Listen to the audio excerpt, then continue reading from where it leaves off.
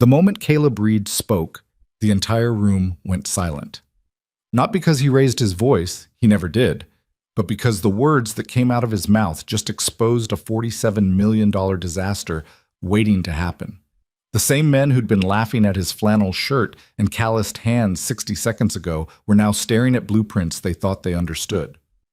Marcus Lang, the man in the $3,000 suit who'd called Caleb just a mechanic, had gone pale.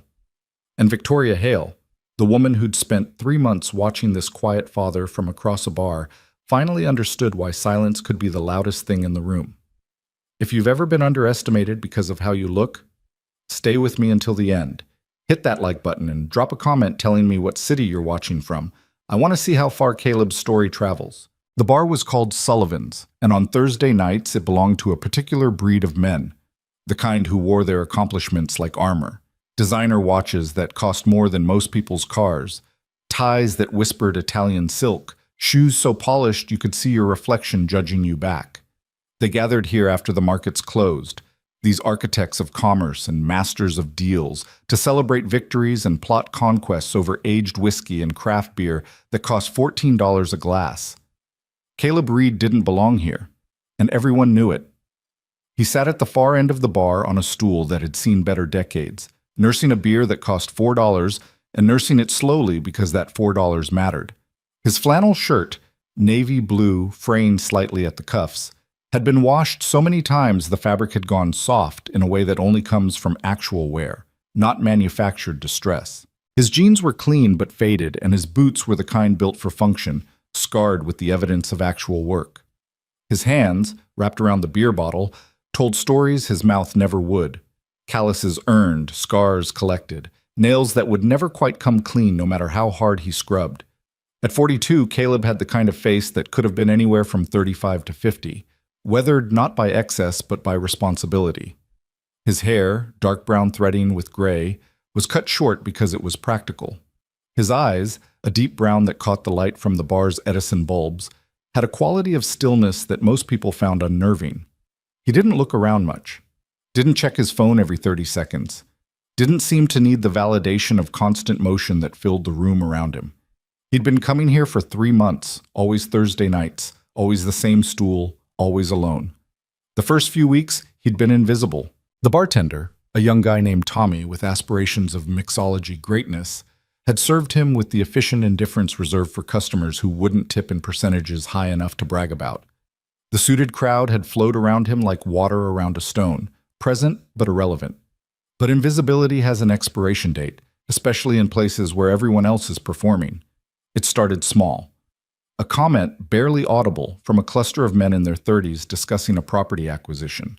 One of them, glancing at Caleb, had muttered something about the help getting lost on their way to the dive bar down the street.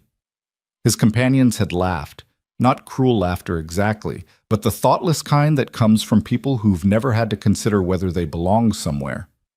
Caleb had heard it. His jaw had tightened almost imperceptibly, but he hadn't turned around, hadn't responded, had simply taken another sip of his beer and kept his eyes forward. That non-reaction became its own kind of fuel. The next week, the comments got louder, more deliberate. Marcus Lang, 6'2", swimmer's build maintained by a personal trainer he mentioned frequently, hair styled in that way that's supposed to look effortless but requires 3 products in 20 minutes, had been the one to escalate it. "Hey, buddy," Marcus had called out, voice carrying that particular frequency of confidence that comes from never being told no. "You lost. The Moose Lodge is 2 blocks over." His entourage had erupted. Actual shoulder-slapping, knee-slapping laughter. The kind that feeds on itself, gets louder because everyone wants to be part of the moment, wants to signal that they're in on the joke. Caleb had turned then, slowly, and looked at Marcus with those still eyes. Hadn't said a word.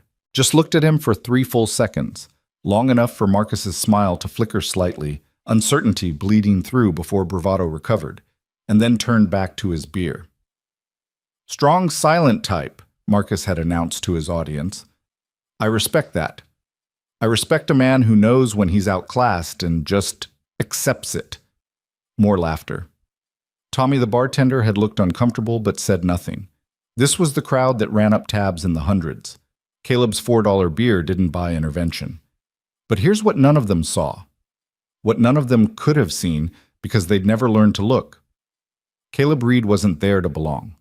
He was there because it was the only place open past 9 o'clock within walking distance of his apartment that wasn't a fast food chain. He was there because his daughter Emma, 12 years old, and everything that mattered in his world, had a strict bedtime of 8:30 on school nights, and after he'd checked her homework, made sure she'd brushed her teeth, kissed her forehead, and turned out her light, the apartment felt too quiet.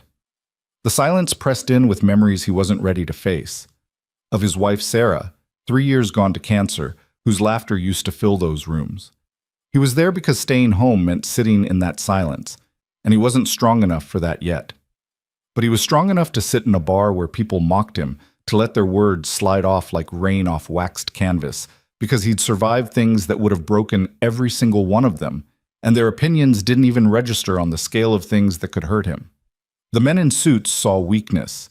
What they were actually looking at was a kind of strength they couldn't comprehend. Caleb worked at Morrison's Auto Repair, a shop that had been family-owned for 40 years before the family sold out to a regional chain that kept the name for brand recognition. He'd been there for 18 years, starting as a kid fresh out of high school who was good with his hands and didn't have money for college. He'd worked his way up to senior mechanic, then shop supervisor, positions that came with tiny pay increases and massive increases in responsibility. He was the guy they called when no one else could figure out what was wrong with a car. The diagnostic wizard who could hear problems in an engine the way a concert pianist could hear when an orchestra's second violin was slightly out of tune. He'd turned down 3 offers to manage other locations because managing meant office work, paperwork, being away from the actual fixing of things. And it meant less predictable hours, which meant less predictable time with Emma.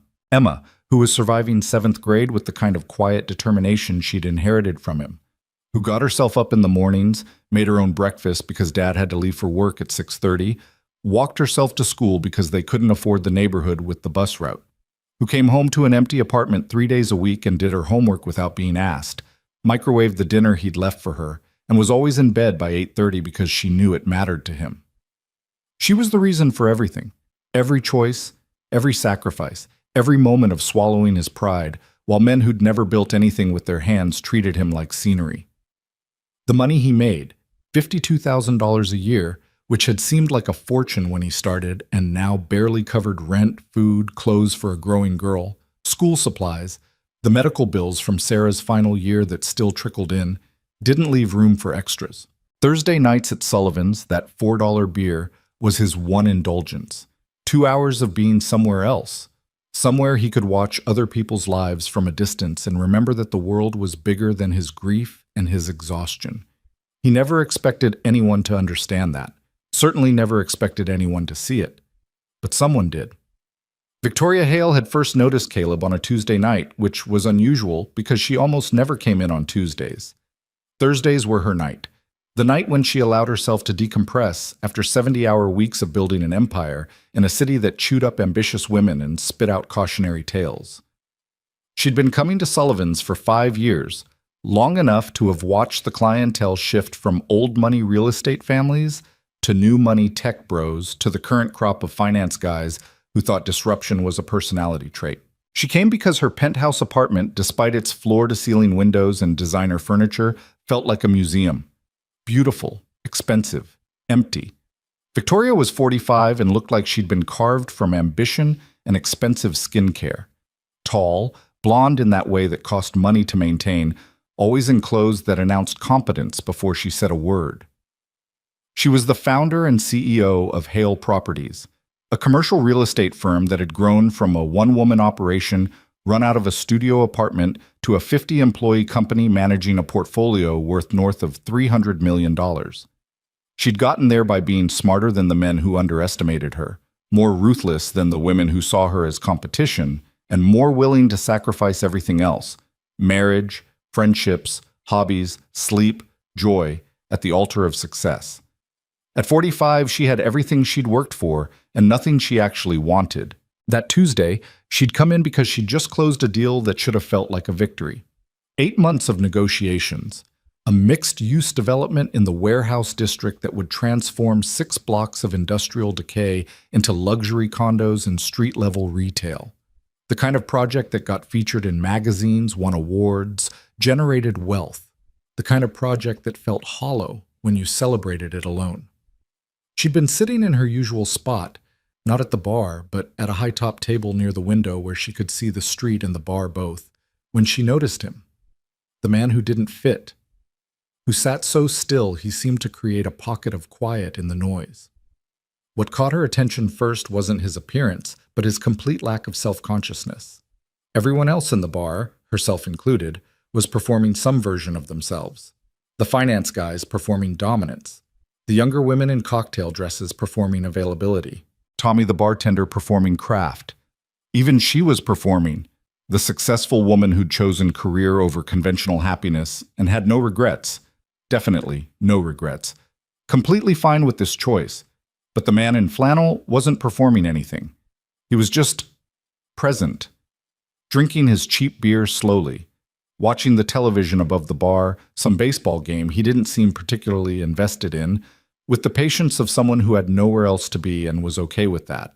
She'd found herself watching him, curious in a way she hadn't been curious about another human being in years. The following Thursday, she'd arrived at her usual time, 7:30 p.m., late enough to have left the office after everyone else, early enough to get her preferred table, and he'd been there again. Same stool, same beer, same flannel shirt, or one identical to it. That's when she realized it was a pattern, and Victoria Hale had built a career on recognizing patterns. Over the next several weeks, she'd watched him with the same analytical attention she brought to property assessments. Observed the way other men in the bar treated him, the dismissive glances, the occasional comment loud enough to carry. Observed the way he never reacted, never engaged, never seemed bothered. Observed the way he checked his phone exactly twice each visit, once when he arrived, once about 45 minutes in, looking at it with an expression of such concentrated tenderness it made something in her chest ache. She'd seen him smile at whatever was on that phone screen, had watched him type responses with his calloused mechanic's hands moving carefully over the screen, the same precision he probably brought to engine work. Had witnessed the way his entire face softened, years falling away, showing the man he must have been before whatever weight he carried had settled on his shoulders. And she'd wondered, with an intensity that surprised her, what it would be like to be the reason for that expression. The night Marcus Lang decided to make Caleb his personal entertainment, Victoria was running 20 minutes late. A last-minute call from a contractor who'd found unexpected complications that would cost an extra $200,000 to fix, complications that she suspected weren't unexpected at all, but rather an attempt to renegotiate after contracts were signed. She'd handled it with the cold efficiency that had made her reputation, promised a meeting first thing Monday where they would discuss the documentation of these complications in detail, code for "bring proof or I'll bury you in litigation," and hung up already planning her legal strategy. By the time she walked into Sullivan's, she was wound tight, ready to fight, carrying the armor of fury she wore so well people often forgot there was a person underneath. And then she saw Marcus, surrounded by his usual pack of followers, standing next to Caleb's stool, like a predator who'd found prey too easy to bother killing quickly. "Just saying, man. You've been coming here for months, and I don't think I've ever heard you say more than 2 words, Marcus was saying, voice pitched loud enough for the entire bar to hear. "Strong silent type? Or is it that you just don't have much to say?" Caleb was looking at his beer bottle, rotating it slowly on the bar, condensation leaving a ring on the wood. His expression was neutral, almost peaceful, like he was alone. "See, my theory," Marcus continued, warming to his audience's attention, "is that you're one of those guys who peaked in high school. Star of the football team, maybe? Quarterback? And now you're just this." He gestured vaguely at Caleb. "Living in the past, unable to accept that the glory days are over." One of Marcus's friends, a shorter man with the kind of facial hair that suggested he thought it made him look distinguished, chimed in. "Or maybe he's just here to see how the other half lives. You know, aspirational, trying to absorb some success by proximity." They laughed, that same thoughtless, feeding on itself laughter. Victoria felt her hands clench. She'd spent 20 years in rooms where men like Marcus operated, had developed sophisticated strategies for dismantling their egos in professional settings. But this wasn't professional. This was recreational cruelty, and it made her furious in a way that bypassed strategy and went straight to instinct. She was 3 steps toward them, murder in her eyes and legally actionable words forming on her tongue, when Caleb finally looked up. "I didn't play football," he said quietly. Marcus blinked, genuinely surprised to get a response. "What?" "Football. I didn't play." Caleb's voice was low, calm, matter of fact. "I worked at my uncle's garage after school, learned to rebuild transmissions when I was 15. "Oh well, excuse me," Marcus said, recovering quickly, playing to the crowd. "I stand corrected. Not a has-been jock. Just a regular blue-collar guy who stumbled into the wrong bar." "No," Caleb said, still in that same calm tone. "Right bar. It's close to my apartment. Open late. Quiet enough." "Quiet?" Marcus looked around theatrically. "Buddy, I don't know if you've noticed, but this place is—" "You're loud," Caleb interrupted gently. "The bar's quiet. Big difference." The group went silent. Marcus's smile froze, uncertain whether he'd just been insulted. Victoria, still standing 3 steps away, found herself holding her breath. "The thing about noise," Caleb continued, still not raising his voice, still rotating that beer bottle with mechanical precision, "is it's usually trying to cover something up. Silence makes people uncomfortable, makes them feel like they need to fill it with—" He glanced up at Marcus, just for a second. "Whatever this is." "Whatever this—" Marcus's face flushed. "Listen, friend, I don't know who you think—" "I think I came here for a beer," Caleb said. "I think you came here to feel important. We both got what we wanted. You can go back to your table now." It wasn't aggressive, wasn't confrontational, was delivered in the same tone someone might use to give directions to a lost tourist. But something in it, the complete absence of fear maybe, or the way Caleb said it and then simply returned his attention to his beer as if Marcus had already ceased to exist, hit different. Marcus stood there, mouth working, trying to find the comeback that would restore his dominance. His friends shifted uncomfortably, no longer sure whether they should be laughing. And Victoria Hale, who'd seen thousands of negotiations, hundreds of power plays, decades of men trying to establish dominance in rooms where she refused to submit, recognized something she'd rarely witnessed. Someone who genuinely didn't care about winning because he wasn't playing the game.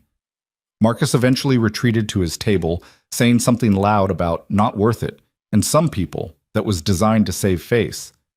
His group rallied around him, manufactured some laughter, ordered another round.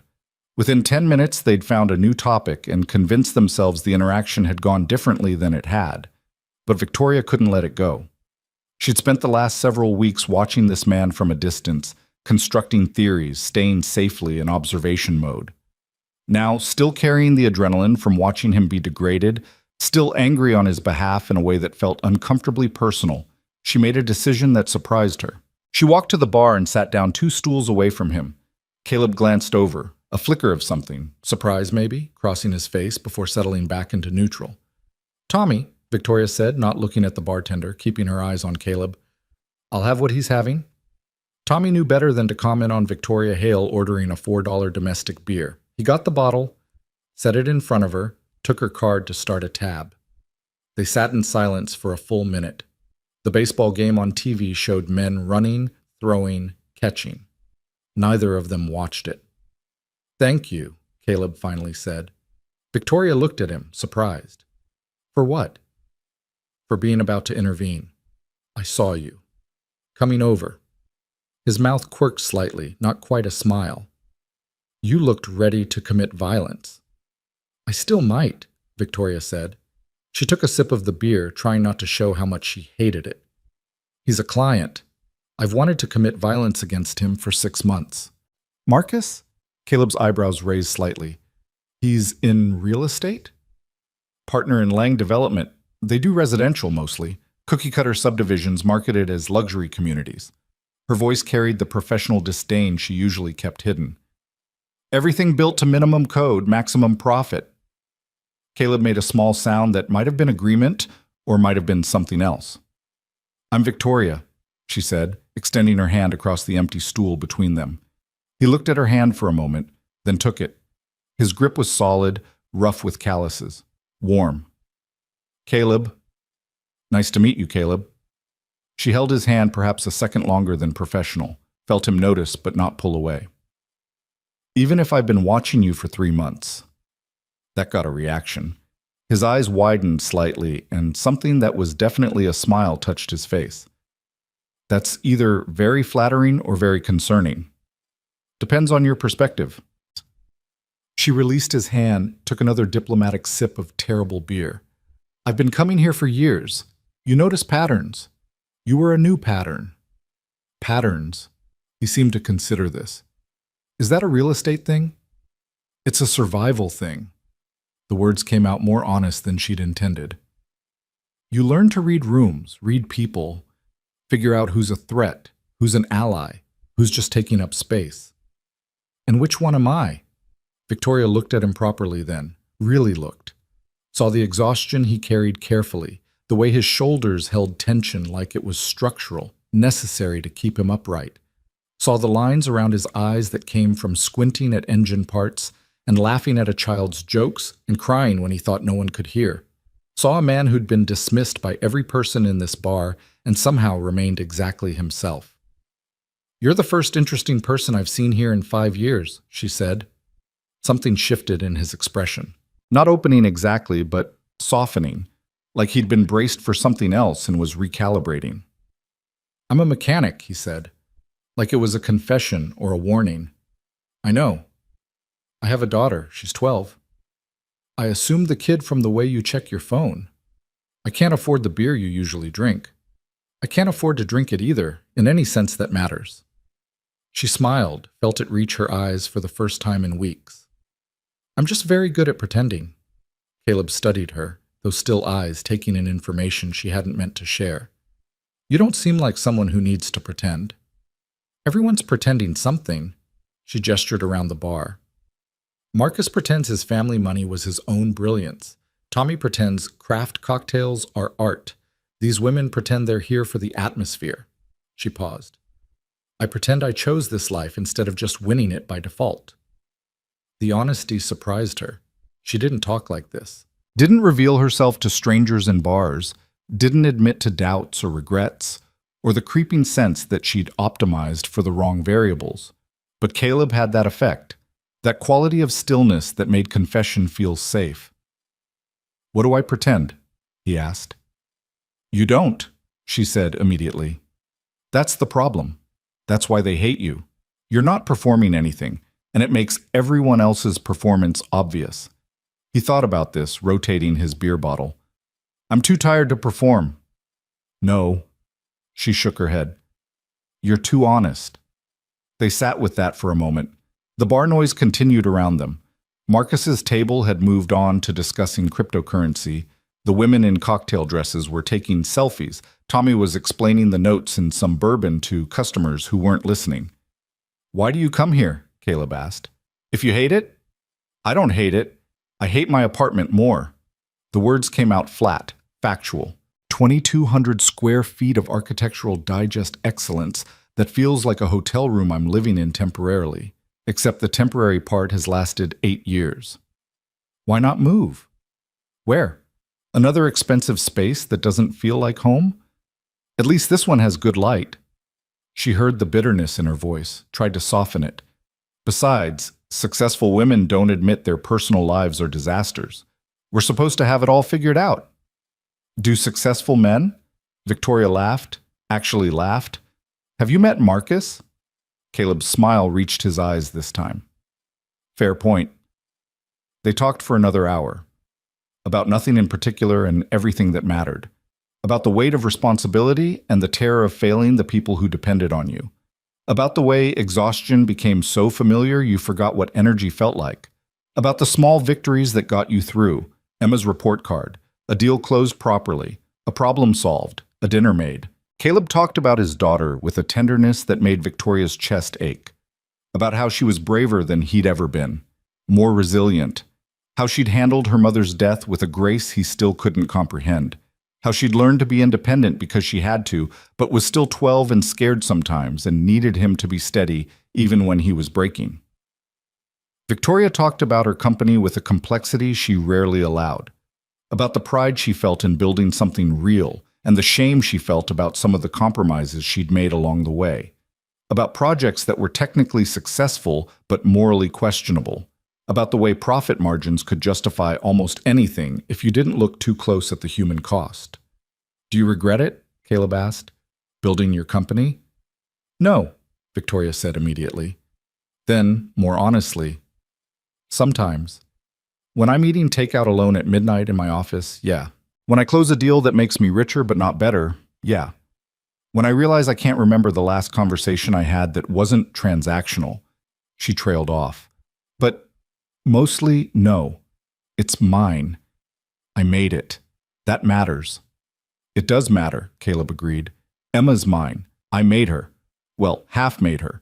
But I'm raising her, and that's—" He stopped, struggling for words. "That's the only thing I've done that I'm sure about. Everything else could have gone different. But her? I show up for her. Every day. That's not negotiable. She's lucky." "No," Caleb said quietly. "I'm lucky. She gives me a reason to stay upright." Victoria understood, perhaps for the first time, what she'd been watching all these weeks. Not weakness. Not defeat. Not a man who'd given up. A man who'd found the one thing worth fighting for and had arranged his entire life around protecting it. At 9:30, Caleb checked his phone and stood. "I need to go. I tell Emma I'll be home by 10. She doesn't sleep if I'm late." "Same time next week?" Victoria asked, trying to sound casual, not desperate. Caleb looked at her for a long moment. "Yeah," he said finally. "I'd like that." He left cash on the bar, exact change for one beer, no tip because he couldn't afford it, and walked out into the night. Victoria sat there for another 20 minutes, drinking the terrible beer she'd ordered, thinking about patterns and choices and the way certain people could walk into your life and quietly rearrange what mattered. Across the bar, Marcus was still talking, still performing, still desperately filling silence with noise. And for the first time in 5 years, Victoria Hale felt like she'd actually seen someone. Really seen them. Not their performance or their polish or their professional value. Just them. It felt like waking up in a room where she'd been sleepwalking for years, finally seeing the furniture she'd been walking around in the dark. Outside, Caleb Reed walked the 6 blocks to his apartment building, past the closed shops and the late-night convenience store and the corner where Emma's school bus stopped every morning. He climbed 3 flights of stairs because the elevator was broken again and unlocked the door to an apartment that smelled like the spaghetti he'd made Emma for dinner. Her door was cracked open, nightlight casting a soft glow. He looked in, saw her buried under blankets, hair spread across the pillow, breathing the deep rhythm of genuine sleep. Safe. His daughter was safe. He went to his own room, got ready for bed, set his alarm for 5:45 a.m. because tomorrow was Friday, and Fridays were always busy at the shop. And just before sleep took him, lying in the bed he'd once shared with Sarah, in the apartment they'd chosen together when Emma was 2 and the future seemed solid, he thought about the woman with the expensive clothes and the lonely eyes who'd sat next to him and talked like they were the only 2 real people in a room full of ghosts. Thought about the way she'd looked at him, not through him, not past him, at him, like he was worth seeing. He fell asleep thinking that maybe Thursday nights had just become something other than just getting through. Maybe they'd become something to look forward to. And in her penthouse apartment, Victoria Hale sat by her floor-to-ceiling windows, looking out at a city she'd helped build, drinking wine that cost more than Caleb's weekly grocery budget, and felt the first crack in the careful numbness she'd cultivated for years. Felt something that might have been hope, or might have been fear, or might have been both. Felt, for the first time in longer than she could remember, interested in tomorrow. Not for a deal or a victory or another acquisition, but for a conversation with a man in a flannel shirt who checked his phone at exactly the same time every visit and spoke the truth so quietly it hit harder than shouting ever could. The city moved around them both, millions of people living millions of lives, connected and separate, loud and silent. And 2 of them, without meaning to, without planning it, had just started becoming something neither of them had been looking for. Something real in a world that specialized in performance. Something that would change everything, though neither of them knew that yet. Not on that Thursday night. Not yet. The following Thursday, Caleb arrived at Sullivan's at exactly 7:45, the same time he'd been arriving for months. The routine mattered to him in ways he didn't examine too closely. Shower after work, change into clean clothes, kiss Emma goodnight, walk the 6 blocks while the city transitioned from day to evening, claim his stool before the after-work crowd got too thick. But tonight felt different. Tonight he'd checked his reflection in the bathroom mirror before leaving, had noticed the gray threading through his hair, and wondered if it made him look distinguished or just old. Had put on his newer flannel, the green one Emma said brought out his eyes, instead of the usual navy. Had felt something in his chest that might have been anticipation and might have been anxiety, and was probably both. Victoria was already there when he walked in, sitting at her usual high-top table by the window, but her eyes found him immediately. She smiled, a real smile that transformed her face from beautiful to radiant, and lifted her drink in acknowledgement. Caleb nodded back, felt his own mouth curve upward, and headed to his stool. Tommy was there before he sat down, already reaching for the $4 domestic. "Your usual?" the bartender asked, but there was something different in his tone. Respect, maybe? Or curiosity? Like Caleb had shifted from scenery to actual customer in the week since he'd quietly demolished Marcus Lang's ego. "Yeah, thanks." Tommy set the bottle down, and this time he didn't immediately walk away. "Hey man, I just wanted to say what you said to Marcus last week. That was perfect. Guy's been coming in here acting like he owns the place for 2 years. Someone needed to check him." Caleb looked uncomfortable. "Wasn't trying to check anybody, just wanted to drink my beer in peace." "I know, that's what made it perfect." Tommy grinned and moved down the bar to serve other customers. Caleb had taken exactly 2 sips when he felt someone settle onto the stool next to him. He knew without looking that it was Victoria. Could smell her perfume, something subtle and expensive that probably had a French name. "Hi," she said. "Hi." He turned to face her, felt that same little jolt he'd felt last week when he'd really looked at her. She was wearing dark jeans and a cream-colored sweater that looked soft enough to be cashmere, her hair pulled back in a way that showed the elegant line of her neck. Professional but not armor, like she'd left some of her defenses at the office. "I was going to play it cool," Victoria said, a smile playing at her lips. "Wait at my table. Make you come to me. But I've spent 20 years playing games and I'm tired of it." "I don't know the games anyway," Caleb admitted. "Wouldn't know how to play if I wanted to." "That's refreshing." She signaled Tommy, ordered a beer, the same cheap domestic Caleb was drinking, and when it arrived, she held it up. To honesty in a room full of performance. Caleb clinked his bottle against hers gently.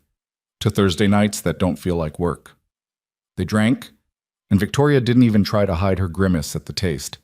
Caleb found himself laughing, actually laughing, a sound that felt rusty from disuse. "You don't have to drink that," he said. "I know you hate it. I'm building character." She took another sip, shuddered. "Or destroying my palate. One of the two." "Why'd you order it then?"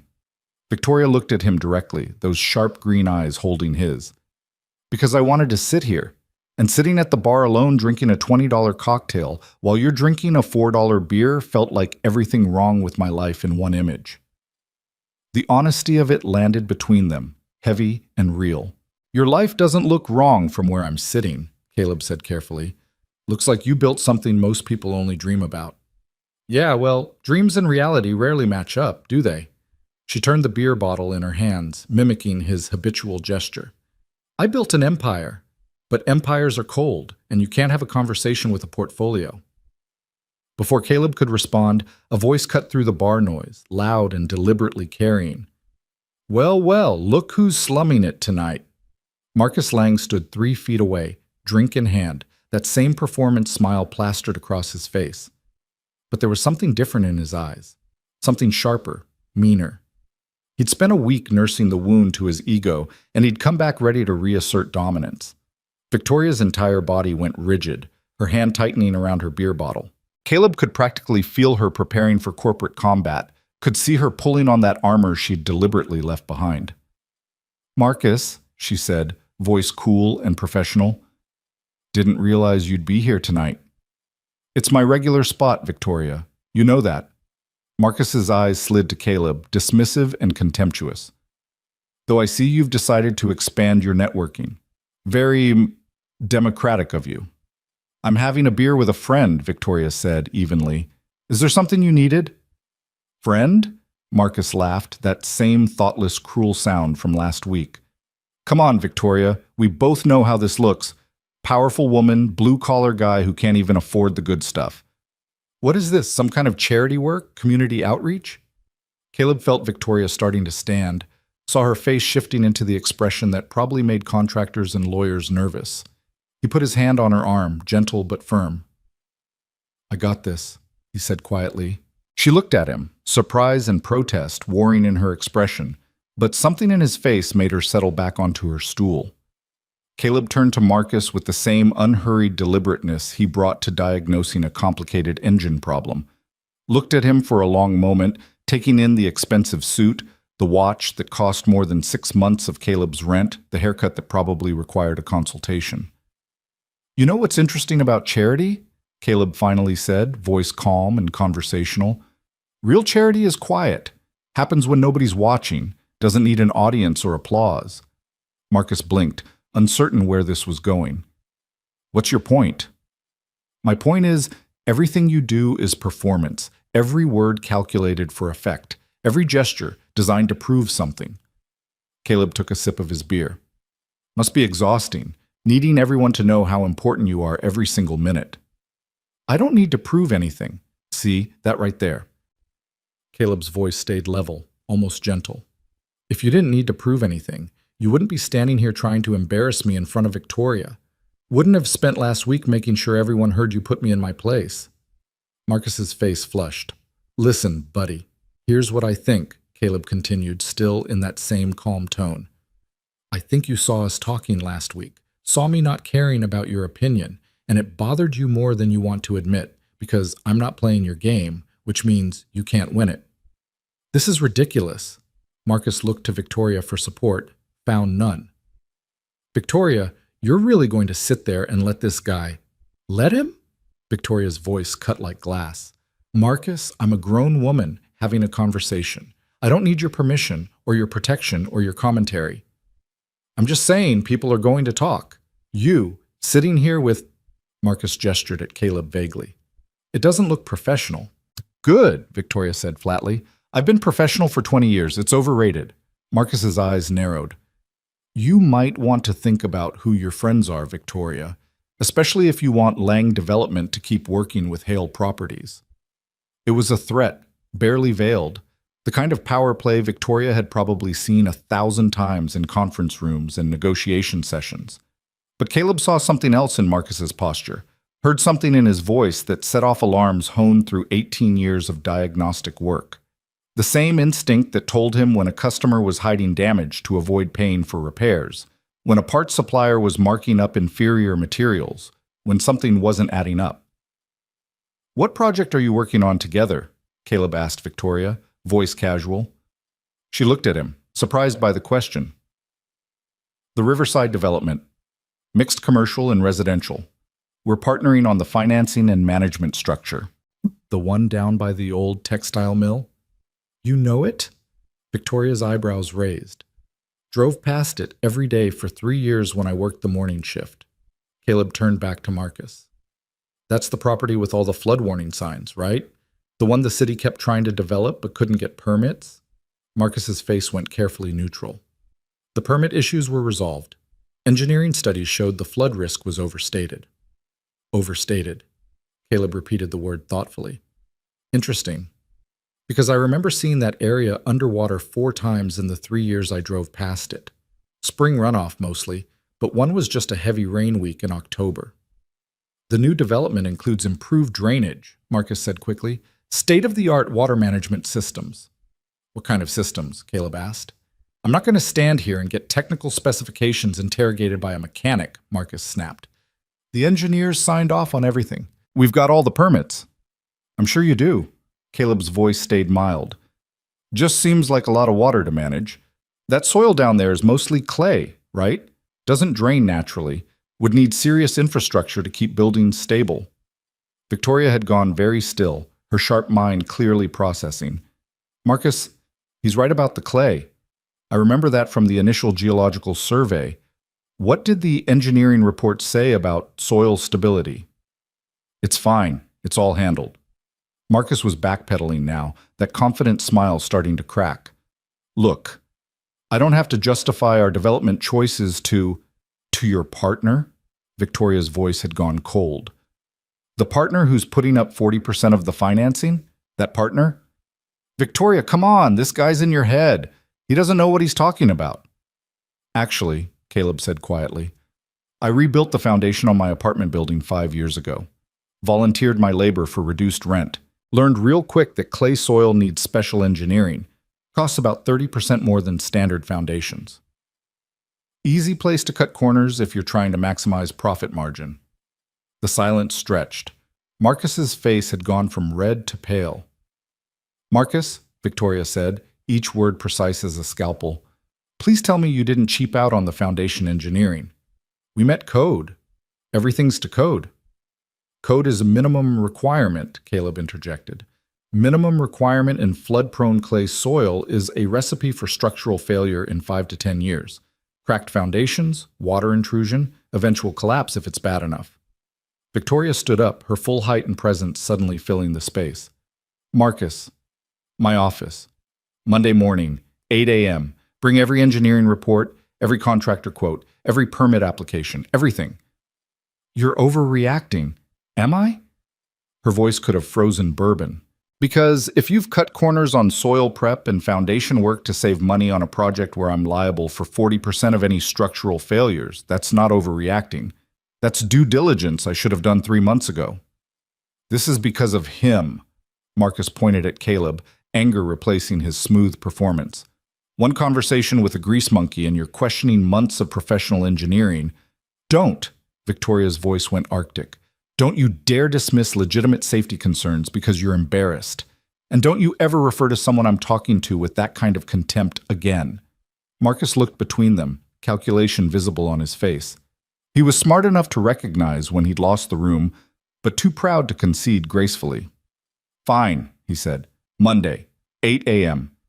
You'll see I'm right, and you'll owe me an apology. He looked at Caleb with pure venom. Both of you. He walked away, back to his table where his usual crowd was pretending not to have heard everything. Victoria slowly sat back down, her hands trembling slightly with adrenaline. Did I just blow up a $15 million partnership because of a conversation at a bar? Maybe, Caleb said honestly. Or maybe you just saved yourself from a lawsuit that would have cost a lot more than $15 million. She looked at him, really looked at him. How did you know? About the foundation issues? I didn't know, I suspected. He rotated his beer bottle, thinking. Marcus got defensive too quick when I asked about the flood history. People who've done their homework don't get defensive about basic questions. They welcome them because it's a chance to show their preparation. Victoria shook her head slowly. That's exactly right. That's negotiation strategy 101. I should have caught it myself. You were on his team. Harder to see problems when you're supposed to be working together. We're not a team anymore, Victoria said grimly. Not if even half of what you're suggesting is true. They sat in silence for a moment. The bar continued around them, music playing, people laughing, Tommy making drinks. But their small pocket of space felt separate, charged with the electricity of something important having just shifted. Thank you, Victoria said finally, for caring enough to ask questions. Wasn't really about caring, Caleb admitted. Was about him using your partnership as a weapon against you. Made me think he needed that partnership more than you did. And when people need things badly, they sometimes take shortcuts. Victoria laughed, but it wasn't a happy sound. God, I've been doing this for 20 years. How did I miss this? You didn't miss it. You just didn't have reason to look yet. Caleb met her eyes. You will on Monday. And my guess is you'll find exactly what you're looking for. And if I don't? If the engineering is solid and I just nuked a partnership over bar conversation, then you apologize and rebuild the relationship. But at least you'll know for sure. He paused. Though I don't think that's what you're going to find. Victoria studied him with an intensity that made him want to look away, but he held her gaze. You're not what you seem, she said finally. I'm exactly what I seem. Mechanic, single dad, guy who drinks cheap beer because it's what he can afford. No. She shook her head. You're someone who sees things other people miss, who asks questions everyone else is afraid to ask, who doesn't need credit or recognition but steps in anyway when it matters. Caleb felt uncomfortable under the assessment, the praise. I just said what I noticed, which is more than most people ever do. Victoria's phone buzzed. She glanced at it, frowned. It's my CFO.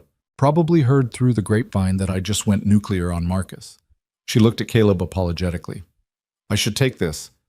Damage control before rumors get worse than reality. Go, Caleb said. I understand. She stood, hesitated. Same time next week? If you still want to hang out with the guy who might have cost you $15 million. Victoria smiled, and this time it reached her eyes, warm and genuine. Especially because of that. She touched his shoulder briefly, a connection that felt electric even through his flannel shirt. Thank you, Caleb. Really. She walked toward the door, already answering her phone, already shifting into CEO mode. Caleb watched her go, feeling the absence of her presence like a physical thing. Tommy appeared with another beer, set it down without being asked. This one's on me, he said. Anyone who can make Marcus Lang look that shaken deserves a free drink. I wasn't trying to shake him. I know, that's what made it great. Tommy leaned on the bar conspiratorially. You know he's been coming in here bragging about that Riverside development for 6 months? Acting like he invented mixed-use properties. If he really did cut corners on foundation work, he whistled low. That's career-ending stuff. Maybe he didn't, Caleb said, even though he was almost certain Marcus had. Maybe the engineering is fine. Maybe. Tommy didn't sound convinced. But I've been bartending for 12 years. You learn to read people. And Marcus? He's all performance. Guys like that, when they get caught, it's usually because they believe their own hype. Caleb drank his free beer slowly, thinking about performance and authenticity, about the weight of responsibility and the cost of cutting corners, about how easy it was to make decisions that seemed smart in the moment but carried consequences you couldn't see until they crushed you. He thought about Victoria, about the way she'd stood up for him against Marcus, about the electricity he'd felt when she touched his shoulder, about the danger of letting himself feel things for a woman so far outside his world that they might as well be from different planets. And he thought about Emma, asleep in their apartment, safe and innocent and trusting that her father would always make the right choices, would always protect her, would never let his own loneliness lead him somewhere dangerous. His phone buzzed. A text from Emma. Can't sleep, having weird dreams. When are you home? Caleb checked the time. 9:15. He'd told her 10, but she needed him now. He left cash on the bar, this time including a tip for Tommy because the free beer meant he could afford it, and headed into the night. The walk home felt different. The streets looked the same, the closed shops and the late-night convenience store and Emma's bus stop on the corner. But something inside him had shifted. He'd spent 3 months coming to Sullivan's to escape silence, to be somewhere else, to survive his grief in a space that didn't hold memories of Sarah. Now he was walking home thinking about Victoria Hale, about the way she'd looked at him like he mattered, about the conversation they'd had, real and unguarded, two lonely people finding unexpected connection, about the possibility of Thursday nights becoming something more than just survival, and about how terrifying that possibility felt. Because caring about someone meant risk, meant vulnerability, meant opening himself up to loss again, and he'd barely survived losing Sarah. Emma had barely survived it. Was he really ready to let someone else in? The question followed him up 3 flights of stairs, past the broken elevator, into his apartment that smelled like Emma's favorite strawberry shampoo from her evening shower. Her door was open wider than he'd left it. She was sitting up in bed, her reading light on, a book in her lap. At 12, Emma looked more like Sarah every day. Same dark hair, same serious brown eyes, same expression of concentrated determination when facing problems. Hey, sweetheart, Caleb said softly from the doorway. Thought you were asleep. Tried. Couldn't. She marked her place in the book, some fantasy novel about dragons and friendship that she'd read 3 times already. Had a dream that you didn't come home. Caleb's heart clenched. These dreams had started 6 months after Sarah died and still came back sometimes, anxiety manifesting in sleep. I'm always coming home, Em. Always. I know, logically I know. She hugged her knees to her chest. But dreams aren't logical. He came in, sat on the edge of her bed like he'd done 1,000 times. Want to talk about it? Not really, just wanted to see you. She studied his face with Sarah's too perceptive eyes. You look different tonight. Different how? I don't know. Less tired, maybe? Or tired in a different way? She tilted her head. Did something happen at the bar? Caleb thought about lying, about protecting her from complications. But Emma had lived through her mother's death, had grown up faster than any 12-year-old should have to. She deserved honesty. I met someone, he said carefully. A woman. We've been talking the last couple weeks. Emma's eyes widened slightly. Like dating talking. Or just talking. Just talking. He struggled for words. Very different from me. Successful. Has this whole other life. But we've had some good conversations. Do you like her? The question was simple, direct, painfully honest in the way only children could be. Yeah, Caleb admitted. I think I do, which is scary. Because of Mom? Because of a lot of things. Because she's from a different world. Because I don't want to mess up what we have, you and me. He touched Emma's hand. You're my priority. Always. Nothing changes that. Emma squeezed his fingers. Dad, I'm 12, not stupid. I know you're lonely. I know you gave up a lot to take care of me after Mom died.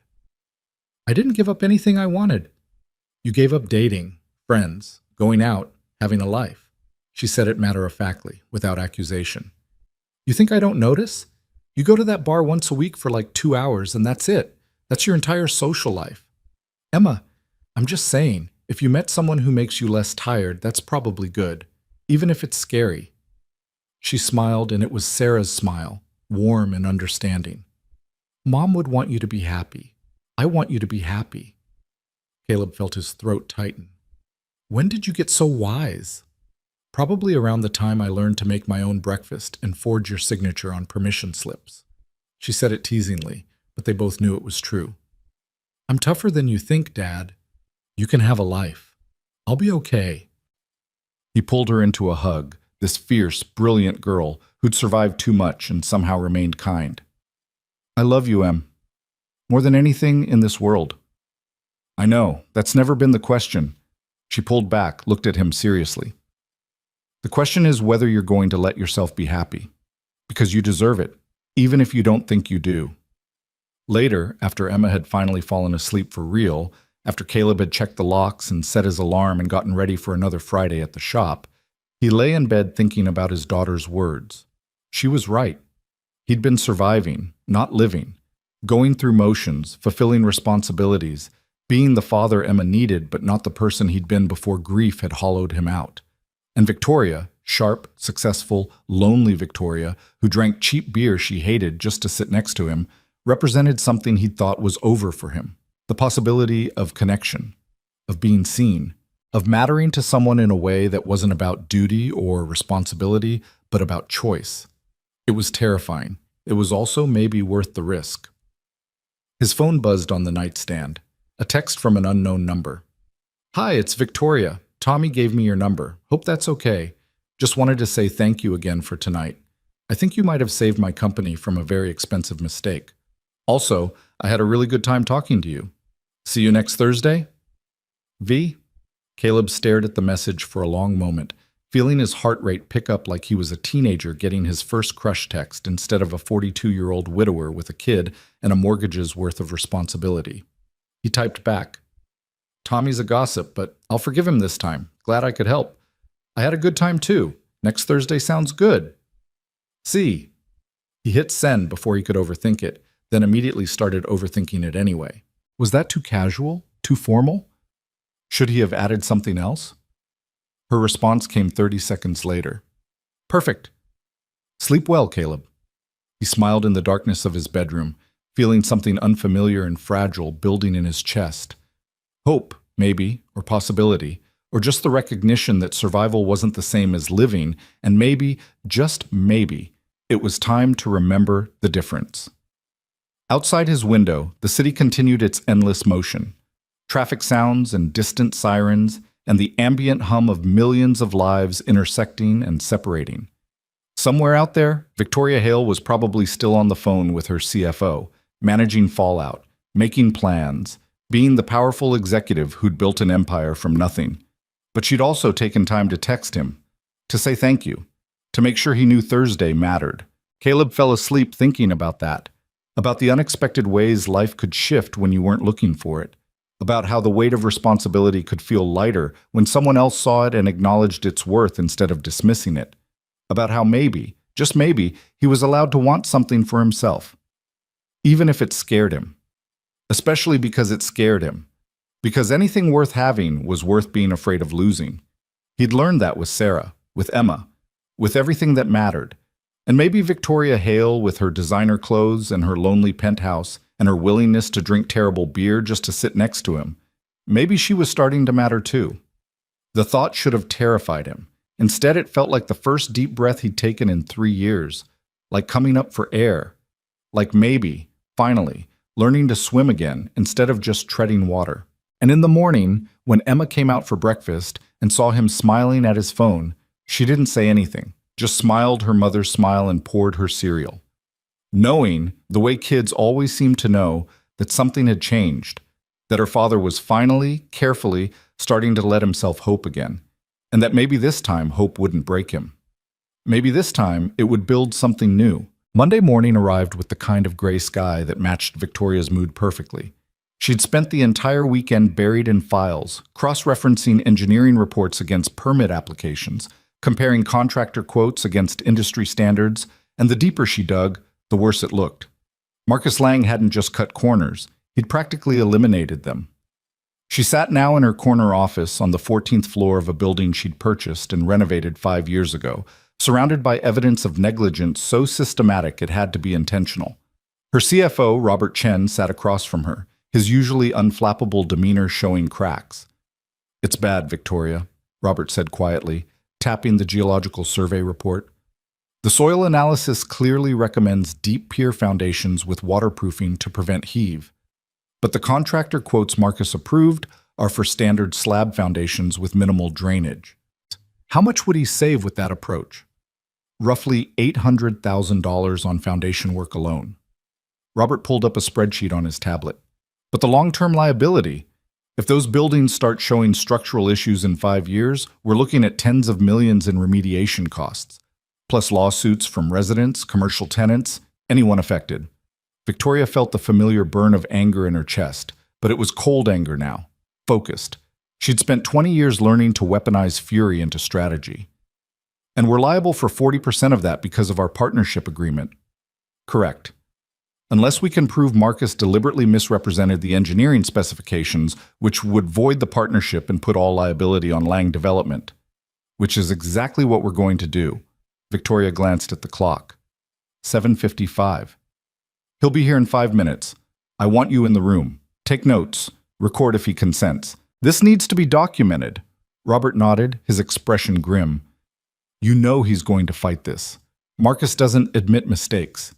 He doesn't have to admit anything. The evidence speaks for itself." She stood, smoothing her charcoal suit, checking her reflection in the window. She looked every inch the CEO, polished, professional, untouchable. Good. Marcus responded to power, and today she needed every advantage.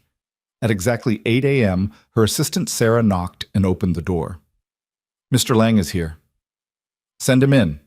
Marcus entered with his usual confidence, wearing a suit that probably cost $4,000, carrying a leather portfolio that screamed expensive taste. But Victoria saw what she hadn't noticed before. The way his eyes darted around the room, cataloging threats. The slight tension in his shoulders. The performance of ease rather than actual comfort. Caleb had been right. When people got defensive too quickly, it was because they were hiding something. "Victoria," Marcus said with his trademark smile. "Robert, wasn't expecting the full executive treatment this morning." "Sit down, Marcus." Victoria's voice could have frozen steel.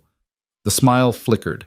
He sat, placing his portfolio on the conference table with deliberate precision. "I brought all the documentation you requested. Engineering reports, permits, contractor quotes. Everything's in order. Is it? Victoria opened her own folder, pulled out the geological survey. Because I spent the weekend comparing what you showed me 3 months ago against what you actually filed with the city, and there are some interesting discrepancies. Marcus's face remained neutral, but his hands tightened on the arms of his chair. Discrepancies?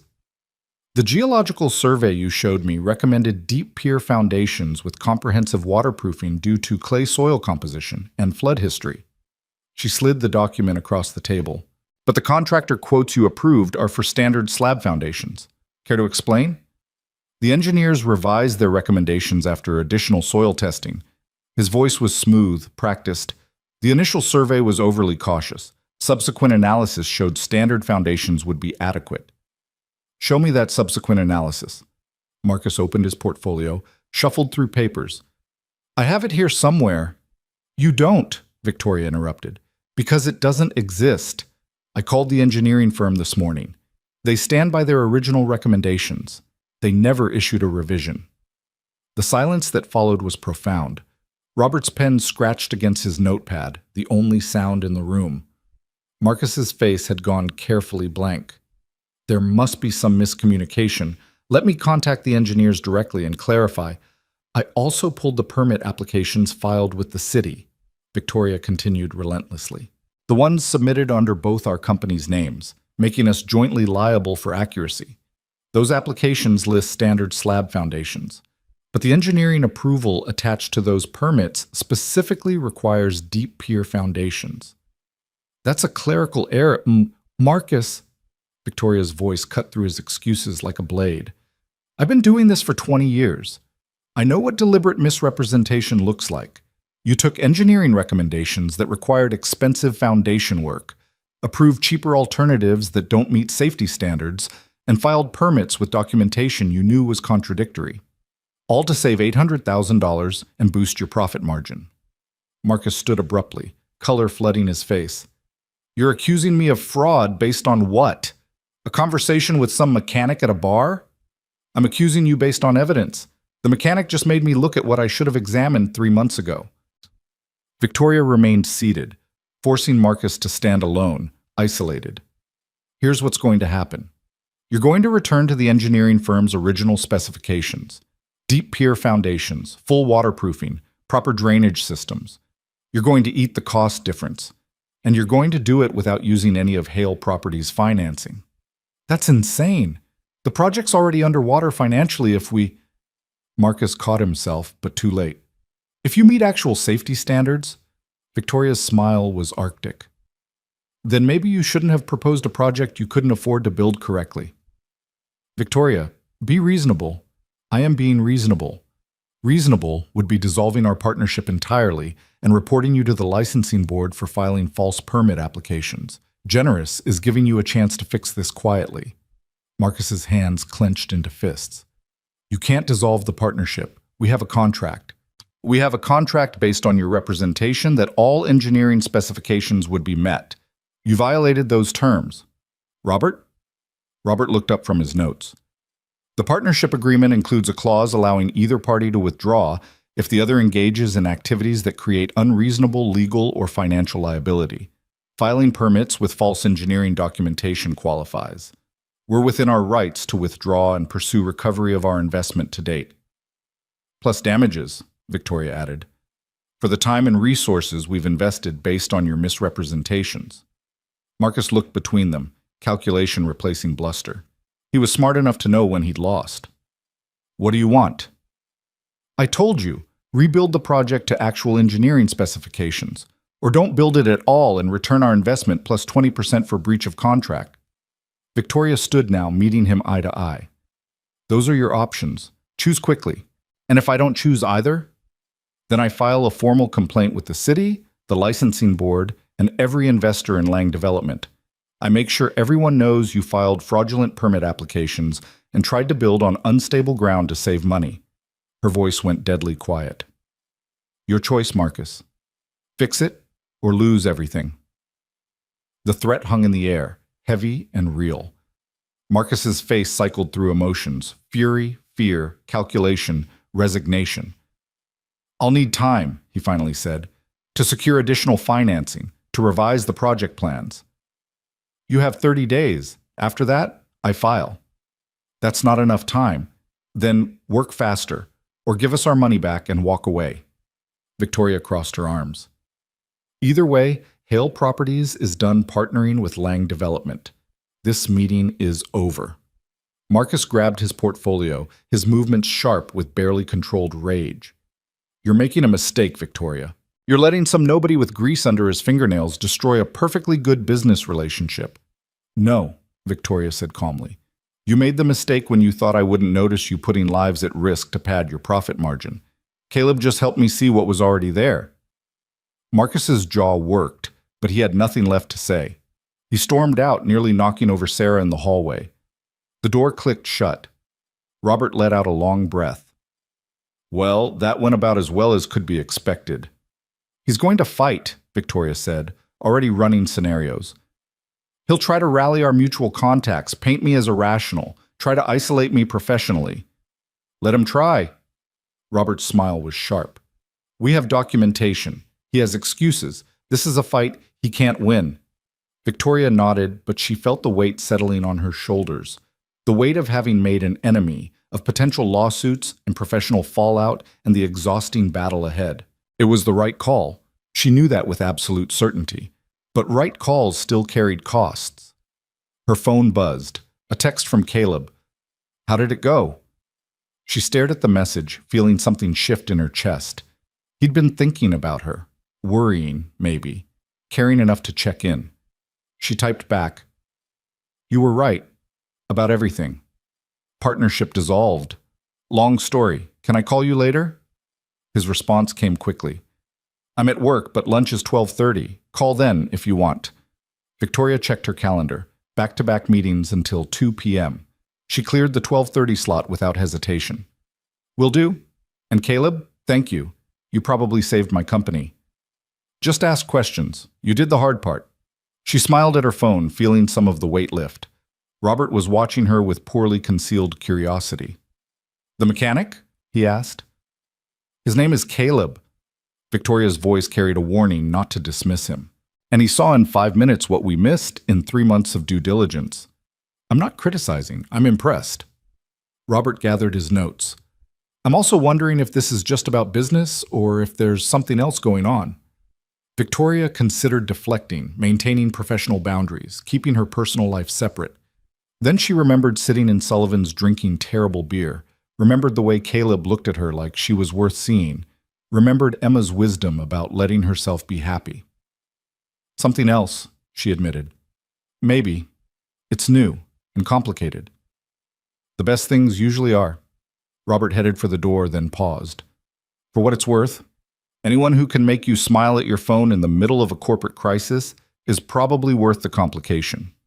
After he left, Victoria spent the rest of the morning managing fallout, calls to investors, emails to contractors, damage control with the city planning office. By noon, she'd shored up most of the immediate concerns, but she could feel the tension headache building behind her eyes. At 12:30 exactly, she closed her office door, pulled up Caleb's number, and called. He answered on the second ring. Hey. Just that one word, warm and solid, made her shoulders relax. Hey yourself, is this a good time? Yeah, I'm in the break room. Everyone else went out for lunch.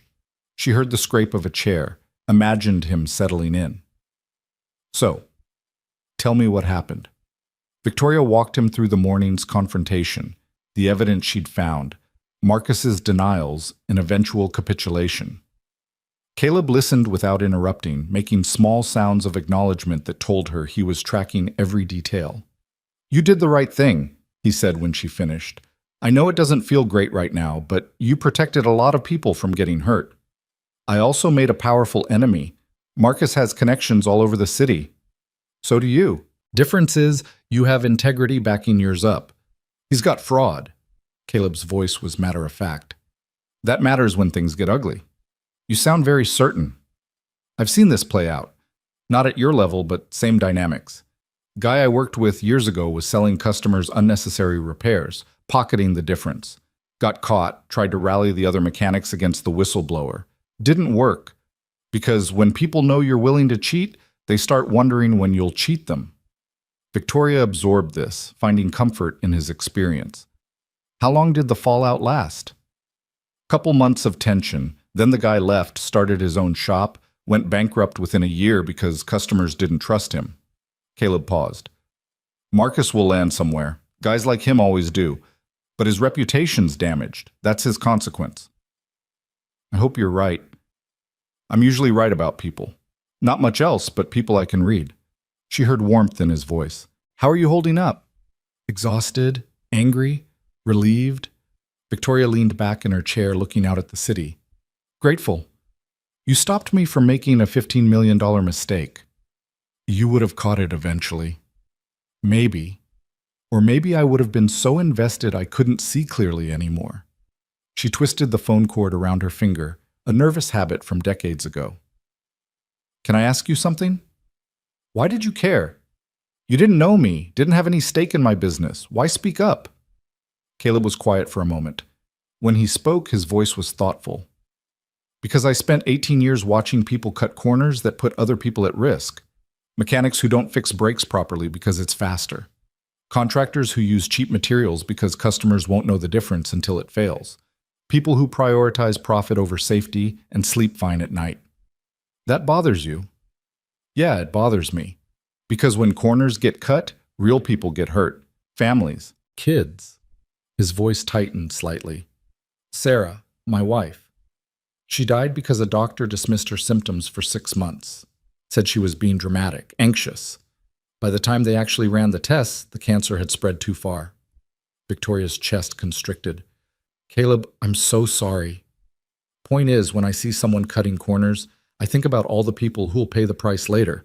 So yeah, I spoke up, because maybe those families who would have bought condos in Marcus's development deserve better than cracked foundations and flooded basements. The silence stretched between them, heavy with shared understanding. Victoria felt something crystallize in her chest, something that went beyond attraction or interest into deeper territory. This man, this quiet mechanic who everyone dismissed, carried a moral compass so strong it guided everything he did. Not performatively, not for credit, just because it was right. You're a good man, Caleb Reed, she said softly. I'm just a guy who's seen what happens when people don't speak up. He cleared his throat, clearly uncomfortable with praise. Anyway, you called me, which means you're probably avoiding doing something else. She laughed, surprised by his perception. I have a board meeting at 2 that I'm dreading. They're going to ask about Marcus. Tell them the truth. You discovered potential fraud, you acted appropriately, you protected the company's interests. He made it sound simple. That's what boards want to hear. You'd be good at this, the business side. Nah, too much talking, not enough fixing things. She heard a timer go off in the background. That's my lunch break. Need to get back. Caleb? Victoria said quickly before he could hang up. Thursday. Same time? Wouldn't miss it. She could hear the smile in his voice. And Victoria? You're going to be fine. You're tougher than Marcus, smarter than him, and you've got truth on your side. He doesn't stand a chance. After they disconnected, Victoria sat for a long moment, feeling steadier than she had all morning, feeling seen and supported in a way that had nothing to do with professional networking and everything to do with genuine human connection. Her 2 p.m. board meeting was exactly as difficult as she'd anticipated. 5 board members, all successful in their own right, all protective of the company they'd helped build. Victoria presented the Marcus situation clearly and comprehensively, walking through the evidence without emotion. They asked hard questions. She gave harder answers. By 3 p.m., they'd voted unanimously to support her decision and authorize legal action if Marcus didn't comply within 30 days. As the board members filed out, her chairman, Gerald Morrison, 72 and still sharp as broken glass, lingered. That was well handled, Victoria, he said. Difficult situation. You managed it properly. Thank you. Though I'm curious. Gerald's eyes, faded blue but missing nothing, studied her. What made you look so closely at the foundation specifications? That's pretty granular detail for a CEO to catch. Victoria met his gaze steadily. I got a tip from someone with construction experience. It made me question assumptions I shouldn't have made. This someone have a name? Does it matter? Gerald's smile was slight but genuine. I suppose not. Just glad you listened. A lot of executives wouldn't. Pride gets in the way. He gathered his papers. Keep listening to people who see what you miss, Victoria. That's how you build something that lasts. After he left, Victoria stood at her window watching the city move below. 14 floors up, the people looked like ants, purposeful and tiny. Somewhere down there, Caleb was probably elbow deep in an engine, covered in grease, doing honest work that mattered. She'd spent 20 years building height, accumulating power and success, and all the markers of achievement. But what had she actually built? An empire of glass and steel that felt empty when she came home to it. Professional victories that rang hollow when celebrated alone. Meanwhile, Caleb, who lived in an apartment with a broken elevator and wore flannel shirts until they frayed, had built something real. A daughter who loved him. Integrity that couldn't be bought or sold. A life with meaning, even when it was hard. Victoria's phone rang. Marcus Lang, calling from his own office across town, ready to negotiate or threaten or whatever strategy he'd settled on. She answered. Marcus, I've consulted with my legal team. His voice was cold, professional. They advise me that your interpretation of our partnership agreement is questionable at best. Then I'll see you in court. Victoria, be reasonable. I am being reasonable. You committed fraud. I'm giving you a chance to fix it quietly. That's generous. She kept her voice level, emotionless. You have 29 days left. Use them wisely. She hung up before he could respond, feeling a surge of fierce satisfaction. For 20 years, she'd played nice, compromised, found middle ground with people who didn't deserve it. For 20 years, she'd prioritized business relationships over doing what was right. Not anymore. Caleb had asked her why she'd missed the foundation issues. The real answer was that she'd been so focused on the deal, on the partnership, on maintaining professional relationships, that she'd stopped asking hard questions. She'd forgotten that success built on lies was just failure waiting to collapse. The rest of the week passed in a blur of meetings and strategy sessions and carefully worded press releases. Word had gotten out about the Lang development split, impossible to keep quiet in an industry that thrived on gossip, and Victoria spent hours managing perceptions, reassuring investors, positioning the dissolution as a strategic decision rather than a crisis. By Wednesday night, she was exhausted in a way that went deeper than physical. She was emotionally drained, professionally isolated, and questioning every decision that had led her to this moment. She almost canceled Thursday with Caleb, almost texted him some excuse about work, about needing space, about the complication being too much when everything else was falling apart. But then she remembered what Emma had said, filtered through Caleb's retelling. The question is whether you're going to let yourself be happy. And she thought about the fact that Caleb had called her during his lunch break just to check how she was doing, had offered support without expecting anything in return, had been a steady presence in the chaos. She didn't cancel. Thursday evening, Victoria walked into Sullivan's at 7:30 and found Caleb already at his usual stool, already watching for her. His face lit up when he saw her, a genuine smile that made the whole exhausting week feel manageable. She sat down next to him without pretense, without performance, just herself. Tommy brought her the terrible $4 beer without being asked. She drank it without grimacing. Rough week, Caleb asked. Apocalyptic week. Victoria set the bottle down. But I survived. More than survived. You won. He touched his bottle to hers gently. Robert called me yesterday. Victoria's eyes widened. My CFO called you? Wanted to say thank you. Said the foundation issue would have cost the company millions if it hadn't been caught. Caleb looked embarrassed. Also offered me a job as a consultant. What did you say? I said, I'm a mechanic, not a consultant. He smiled slightly. But I appreciated the offer. You should consider it. You're good at seeing what other people miss. I'm good at cars, Victoria. That's my skill set. Everything else is just common sense. He turned to face her fully. How are you, really? The question, asked with such genuine concern, nearly broke her. Victoria felt her throat tighten, felt the week's stress and fear and exhaustion pressing against her carefully maintained composure. I'm terrified, she admitted. Marcus is going to fight this. I've probably damaged relationships with half the developers in the city. My board is supportive now, But if this drags on, if it costs us business, she trailed off. Then you'll handle it, Caleb said with absolute certainty, because you're not wrong. And people who do the right thing for the right reasons, they find a way through. You have a lot of faith in karma. Not karma, character. He met her eyes steadily. You showed yours this week. That matters more than Marcus's connections. Victoria wanted to believe him, wanted to trust that integrity would win over influence, that doing right would be rewarded instead of punished. But she'd spent 20 years in a world where success often came to those willing to compromise principles. I hope you're right, she said quietly. They sat in comfortable silence for a while, watching the bar dynamics play out around them. Marcus's usual table was conspicuously empty. He'd apparently found a new spot to perform for admirers. The absence felt like victory and loss simultaneously. Tell me about Emma, Victoria said, needing to think about something other than corporate warfare. How's 7th grade treating her? Caleb's whole face softened, the way it always did when he talked about his daughter. She's doing good. Straight A's, which she's very proud of. Made the volleyball team, which terrifies me because I have to watch 12-year-olds spike balls at each other's heads. He smiled. But she loves it. Comes home sweaty and happy and talks for an hour about rotations and serves.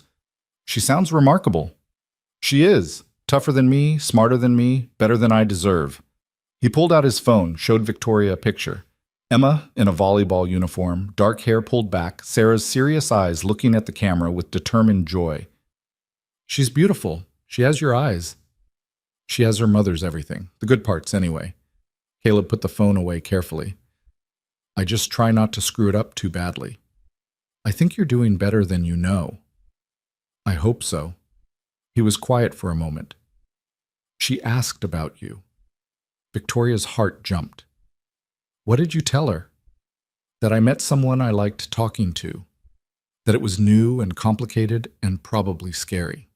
He looked at her directly. That I wasn't sure where it was going, but I wanted to find out. The honesty of it, the vulnerability, made Victoria's chest ache. And what did she say? She said I deserved to be happy. That I should let myself try. Caleb's smile was self-deprecating. 12 years old and wiser than I'll ever be. I'd like to meet her someday. If this becomes something where that would make sense. Caleb studied her for a long moment, something shifting in his expression. Yeah, he said finally. I think I'd like that too. They stayed until 9:30, talking about everything and nothing. About the small victories that got them through hard days. About the weight of responsibility and the fear of failing people who depended on you. About the unexpected ways life could shift when you least expected it. When Caleb stood to leave, checking his phone to make sure he'd be home before 10, Victoria stood too. Walk out with you? She asked. They left Sullivan's together, stepping out into the cool evening air. The street was busy with Thursday night activity. Couples heading to dinner, groups of friends bar hopping, the endless motion of a city that never quite stopped. They stood on the sidewalk, suddenly awkward, the easy intimacy of the bar replaced by the vulnerability of goodbye. Thank you, Victoria said. For this week. For caring enough to ask questions. For checking on me. For just being you. I didn't do anything special. You did, though. You reminded me what integrity looks like. What matters. She stepped closer, close enough to smell motor oil and detergent and something essentially him. You reminded me who I wanted to be before I got so caught up in winning that I forgot why I started. Caleb looked at her with those still, seeing eyes. You're giving me too much credit. No, I'm giving you exactly the credit you deserve. She reached up, touched his face gently, felt the roughness of 5 o'clock shadow under her palm. Can I kiss you? His breath caught. For a moment she thought he might say no, might pull back, might decide the complication wasn't worth it. Then he leaned in and kissed her. It wasn't dramatic or passionate or anything like the movie moments Victoria had seen 1,000 times. It was careful and sweet and terrifyingly real. It tasted like cheap beer and possibility. It felt like coming home to a place she'd never been. When they pulled apart, Caleb's eyes were wide, his breathing unsteady. Wow, he said softly. Yeah, Victoria agreed. Wow. They stood there for another moment, the city moving around them, both of them aware that something significant had just shifted. I should go, Caleb finally said. Emma's probably watching the clock. I know, go. Victoria stepped back, giving him space. Same time next week? Yeah, definitely. He started walking backward, not quite ready to look away. Be careful this week. Marcus is going to escalate. I can handle Marcus. I know you can. His smile was warm and proud and made her feel 10 feet tall. But be careful anyway. She watched him walk away until he turned the corner toward his apartment, then stood there for another few minutes, touching her lips, feeling the echo of that kiss. When she finally turned toward where her car was parked 3 blocks away, she felt lighter than she had in years. The week ahead would be hard. Marcus would fight. There would be complications and consequences and probably more sleepless nights than she wanted to count. But for the first time in 20 years, Victoria Hale felt like she was fighting for the right reasons. Not for empire or success or professional victory, for integrity, for truth. For the people who would live in those buildings Marcus wanted to cut corners on. And maybe, just maybe, for the chance to build something real with a man who saw her for who she actually was instead of what she could do for him. That was worth fighting for. That was worth everything. The kiss changed everything and nothing at all. Caleb still went to work at Morrison's Auto every morning at 6:30, still came home smelling like motor oil and honest labor, still made Emma dinner and checked her homework and tucked her in at 8:30. His routine didn't shift, his life didn't transform into something unrecognizable, but he thought about Victoria constantly, the way she'd looked at him on that sidewalk, vulnerable and certain at the same time, the softness of her lips against his, that careful gentleness like they were both afraid of breaking something precious. The fact that she'd asked permission before kissing him, like his consent mattered as much as hers. He'd spent 3 years believing that part of him had died with Sarah, the part that could feel attraction, desire, the terrifying hope of connection. And now here was Victoria Hale, powerful and lonely and impossibly complicated, making him feel things he'd thought were finished. It scared him more than he wanted to admit. "Dad, you're burning the pancakes," Emma said from the kitchen table, her voice amused rather than critical. Caleb jerked back to attention, flipping the pancakes quickly. They were definitely darker than ideal, crispy around the edges. "Sorry, kiddo, mind wandered." "To that woman you mentioned." Emma's tone was carefully casual, the way kids asked questions when they were actually very interested in the answer. "Maybe." Caleb plated the pancakes, set them in front of her along with syrup. "Is that okay?" Emma poured syrup with the precision of a scientist conducting an experiment, creating perfect coverage. "I already told you it's okay. I meant it." She took a bite, chewed thoughtfully. "These are burnt." "I know. But I'll eat them anyway because you tried." She grinned, and it was so much Sarah's grin that Caleb's chest tightened. "Are you going to see her again?" "Thursday nights at the bar. That's our thing." "Just at the bar?" Emma's eyebrows raised. "Dad, you can invite her here. I'm not fragile. I'm not going to fall apart if you date someone." "I know you're not fragile." Caleb sat down across from her with his own plate of burnt pancakes. "But this is new. We're figuring it out. I don't want to rush anything." "You're scared," Emma observed, "because apparently being 12 gave you supernatural powers of perception." "Yeah, I'm scared. Terrified, actually." "Because of Mom?" "Because of everything. Because Victoria's from a completely different world. Because what if I screw it up? What if she realizes I'm just a mechanic who can barely afford his rent and decides she deserves better?" He hadn't meant to say all that out loud, but Emma had a way of pulling honesty out of him. Emma set down her fork, looked at him with those serious brown eyes. "Dad, if she thinks she deserves better than you, then she's an idiot. And you said she was smart, so I don't think she's an idiot. She is smart. Brilliant, actually." "Then trust her to know what she wants." Emma picked up her fork again. "And trust yourself to be worth wanting." Caleb stared at his daughter, wondering when she'd gotten so wise, so sure of things he still questioned. "When did you grow up?" "Probably around the time I learned to make my own breakfast because you had early shifts." She smiled to soften the words. "I'm just saying, you're a good dad. You're a good person. You deserve to be happy. Stop punishing yourself for Mom dying. The words hit like a physical blow. I'm not. You are, though. Emma's voice was gentle but firm. You think if you just work hard enough, sacrifice enough, stay sad enough, somehow that makes it okay that she's gone. But Dad, she's gone anyway. Being miserable doesn't bring her back. It just makes both of us sad. Caleb felt his throat close up, felt tears threatening. I'm not trying to be miserable. I know, you're trying to be good enough, but you already are. Emma reached across the table, took his hand. Mom would want you to be happy. She told me that before she died. Made me promise to make sure you didn't just stop living. She said that? Yeah, she was really worried about you, about how you'd be okay. Emma's eyes were bright with unshed tears. She made me promise to kick your butt if you turned into a sad hermit. So I'm keeping that promise. Consider your butt kicked.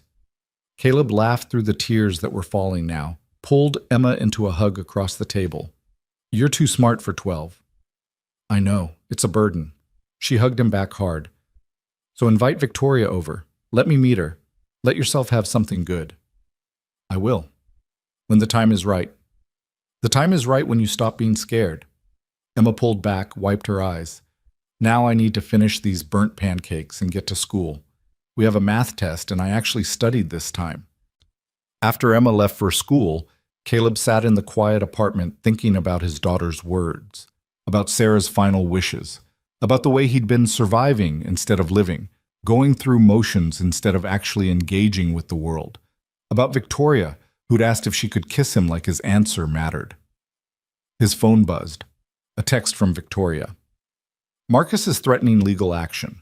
My lawyer says he doesn't have a case, but it's going to get ugly. How do you deal with people who can't admit when they're wrong? Caleb typed back. Usually, I let them scream themselves out and then show them the broken part they insisted wasn't broken. Hard to argue with physical evidence. Unfortunately, corporate fraud doesn't leave physical evidence as obvious as a broken transmission. Sure it does. You've got the geological surveys, the permit applications, the contractor quotes. That's your broken transmission. When he tries to argue, just point to the parts that don't match. There was a pause, then, you're right, I keep thinking I need to out-argue him, but I just need to show the receipts. Exactly. Let the evidence do the talking. Thank you for perspective, for keeping me sane, for existing. Another pause. I miss you.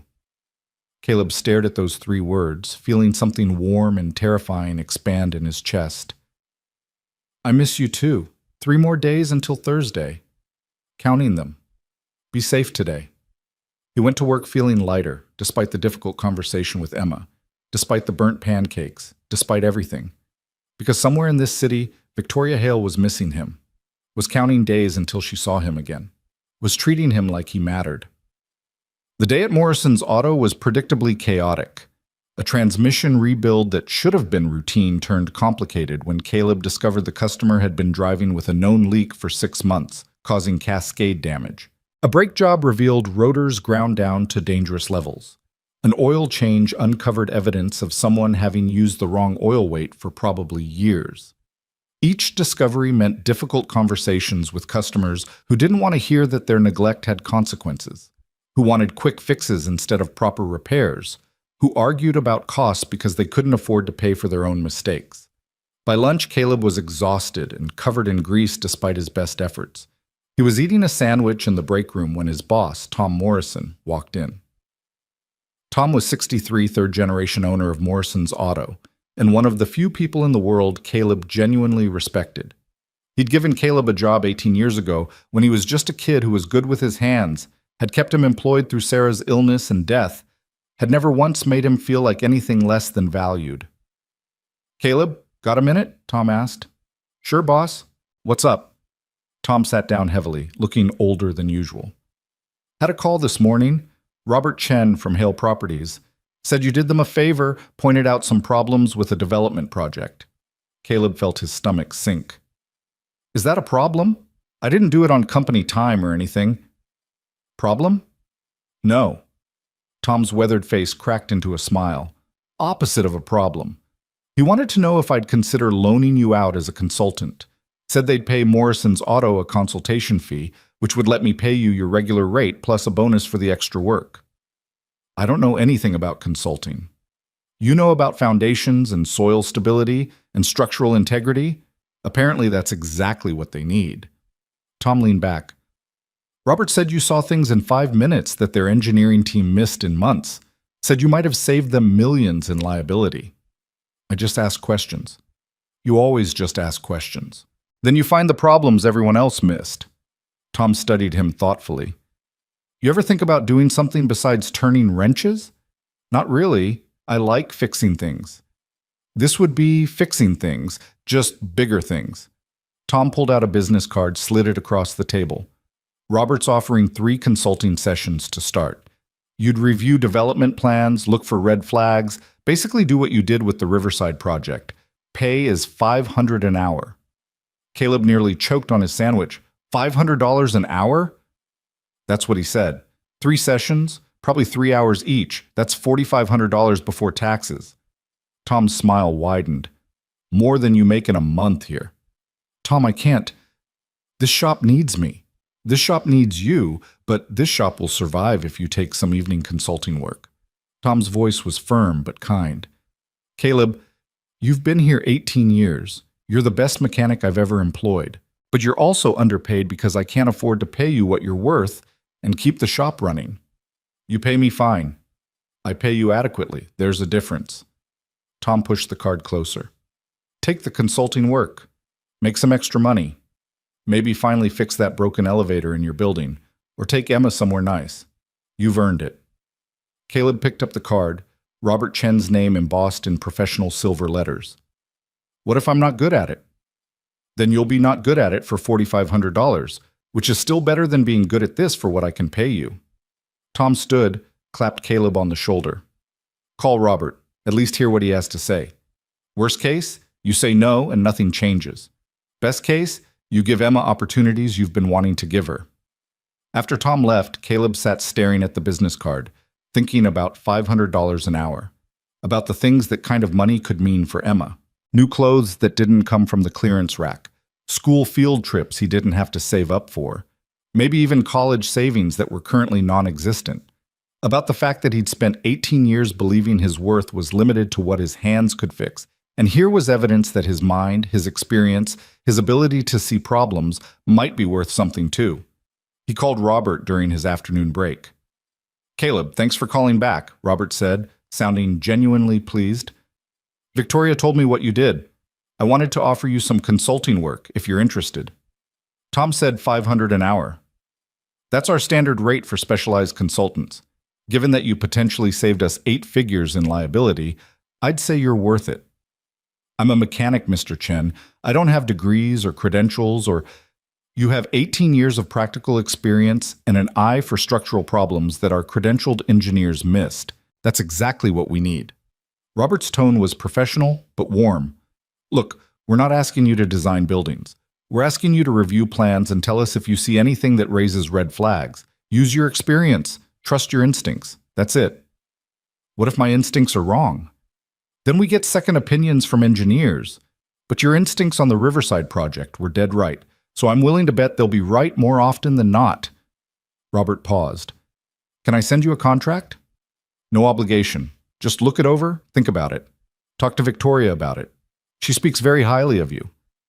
Caleb felt his face heat at that. She does? Constantly. Says you're the most perceptive person she's met in 20 years of business. Robert's voice carried a smile. Between you and me, I think you're more than just a professional interest to her. We're figuring that out. Good. She deserves someone who sees her as more than a CEO. Robert shifted back to business. I'll email the contract, take your time, but I hope you'll consider it.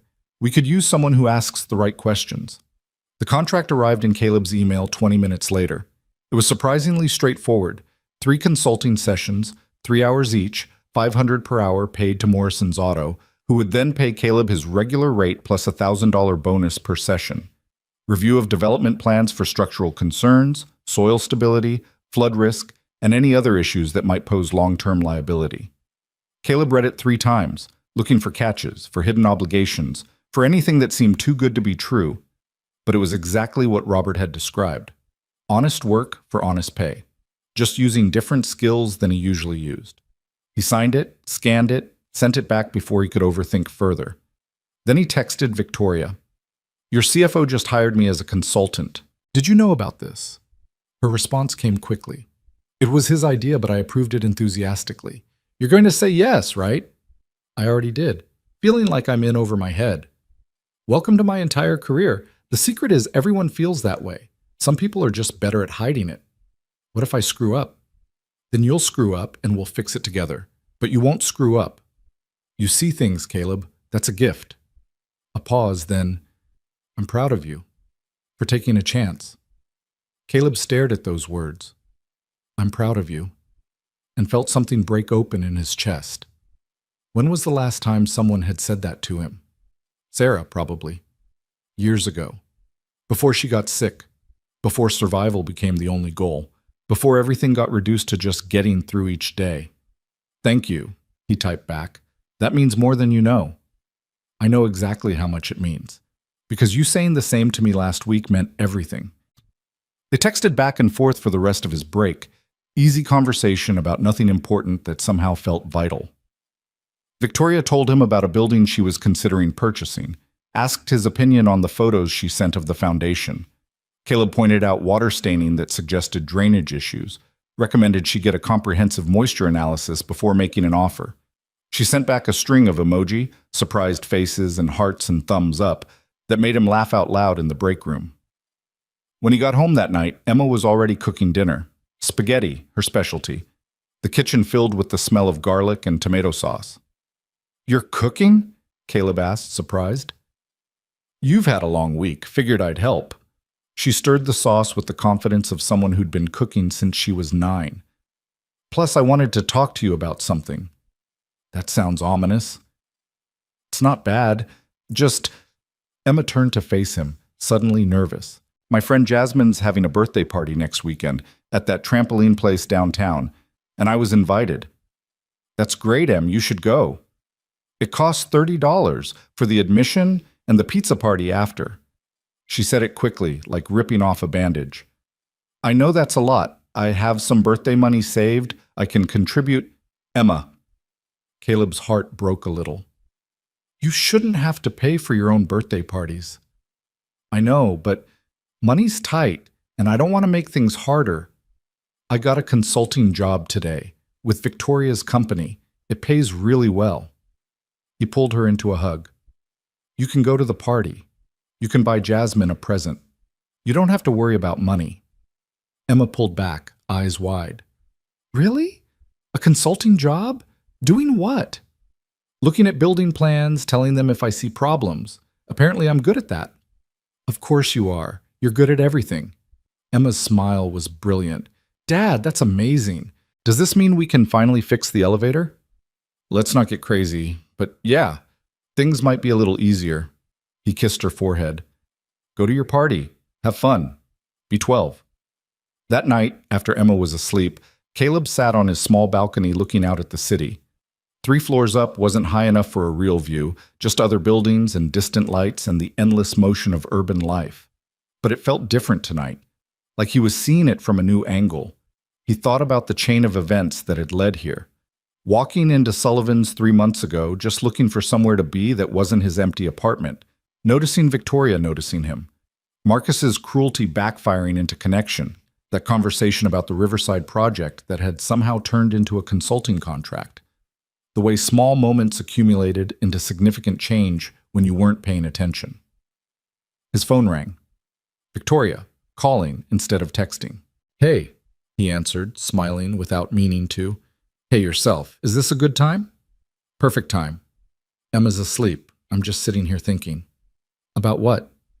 Her voice was soft, intimate in a way it never was during business hours.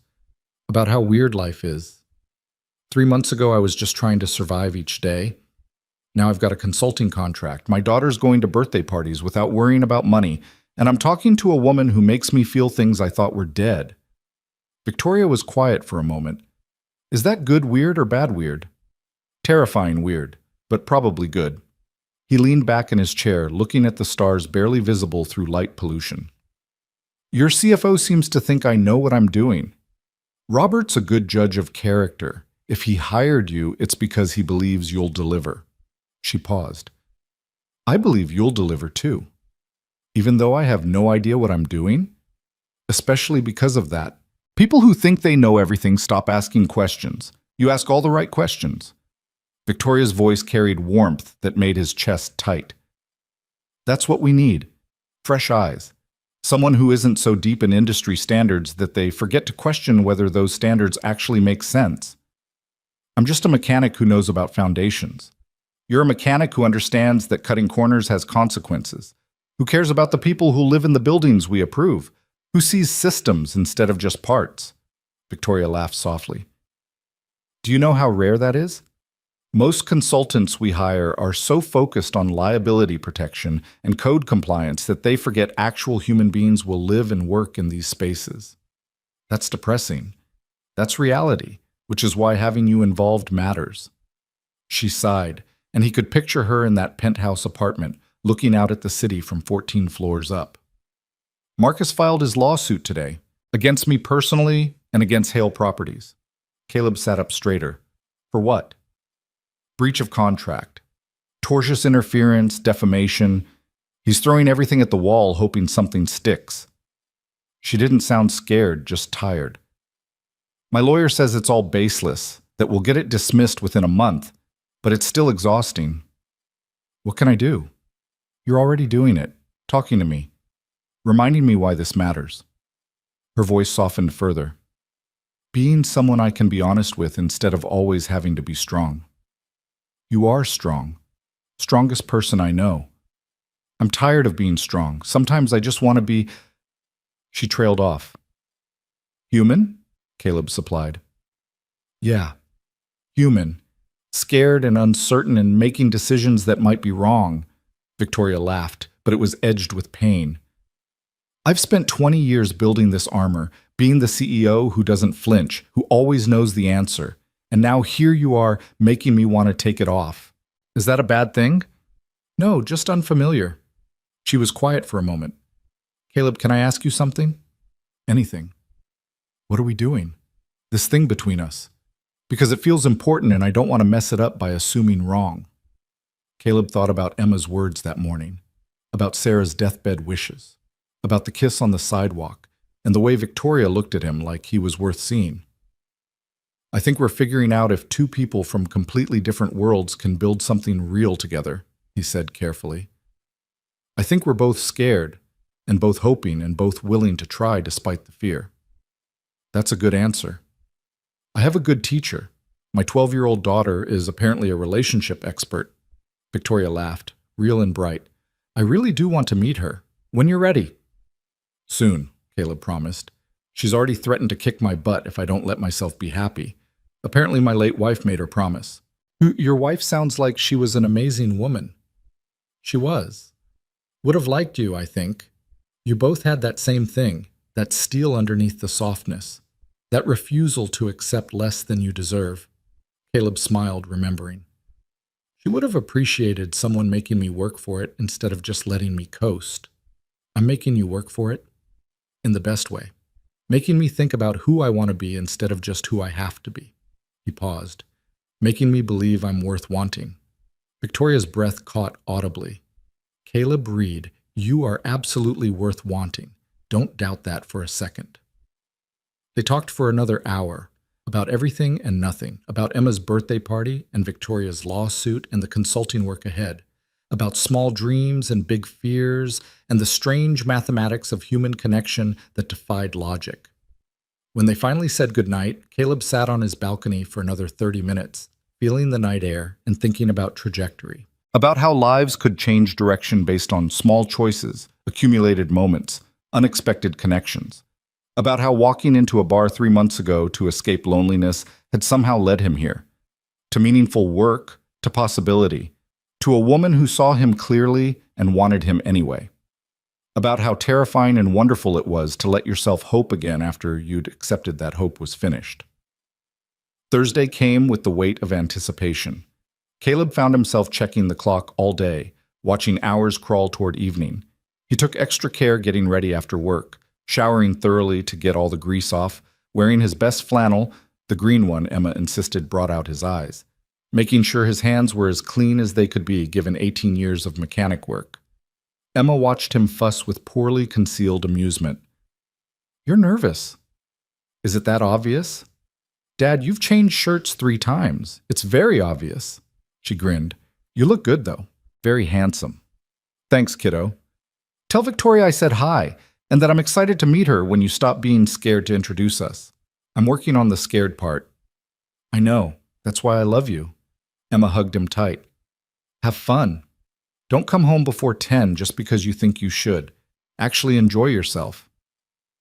Walking to Sullivan's felt different tonight.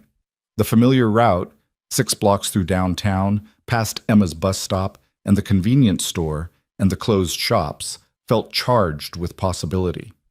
Caleb found himself walking faster, eager in a way he hadn't been since before Sarah got sick. Victoria was already there when he arrived, sitting at the bar instead of her usual table, wearing jeans and a soft sweater instead of business armor. Her face lit up when she saw him, a smile so genuine it made his heart stutter. He sat down next to her, close enough their knees touched. Neither of them moved away. "Hi," Victoria said softly. "Hi yourself?" Caleb couldn't stop smiling. "You look beautiful. You look pretty good yourself." She reached out, touched his hand on the bar. "I've been thinking about you all week." "Yeah?" "Yeah. About how you changed everything just by asking the right questions. About how you see me, really see me, in ways no one else does." She laced her fingers through his. "About how much I want to kiss you again." "That can be arranged," Caleb said, his voice rough. They leaned in at the same time, meeting in the middle. This kiss was different from the first, less tentative, more certain. Victoria's hand came up to cup his face, and Caleb felt the last of his defenses crumble. When they pulled apart, breathless, the entire bar was watching them, including Marcus Lang, who'd apparently chosen tonight to return to Sullivan's with his entourage. His face was twisted with contempt and something that might have been jealousy. "How touching," he said loudly enough for everyone to hear. "The CEO and the mechanic. Like a Hallmark movie, except in real life this ends when she gets bored of slumming it." Victoria's entire body went rigid, fury replacing warmth. But before she could respond, Caleb squeezed her hand gently. "I got this," he said quietly. He turned to face Marcus with the same calm he'd shown every time. "You know what the difference is between you and me, Marcus?" "About 6 figures in annual income," Marcus shot back. "I sleep fine at night," Caleb said simply, "because I don't cut corners that put people at risk. I don't lie on permit applications. I don't build my success on fraud and hope no one notices." The bar had gone completely silent. Marcus's face flushed dark red. "You don't know what you're talking about." "I know exactly what I'm talking about.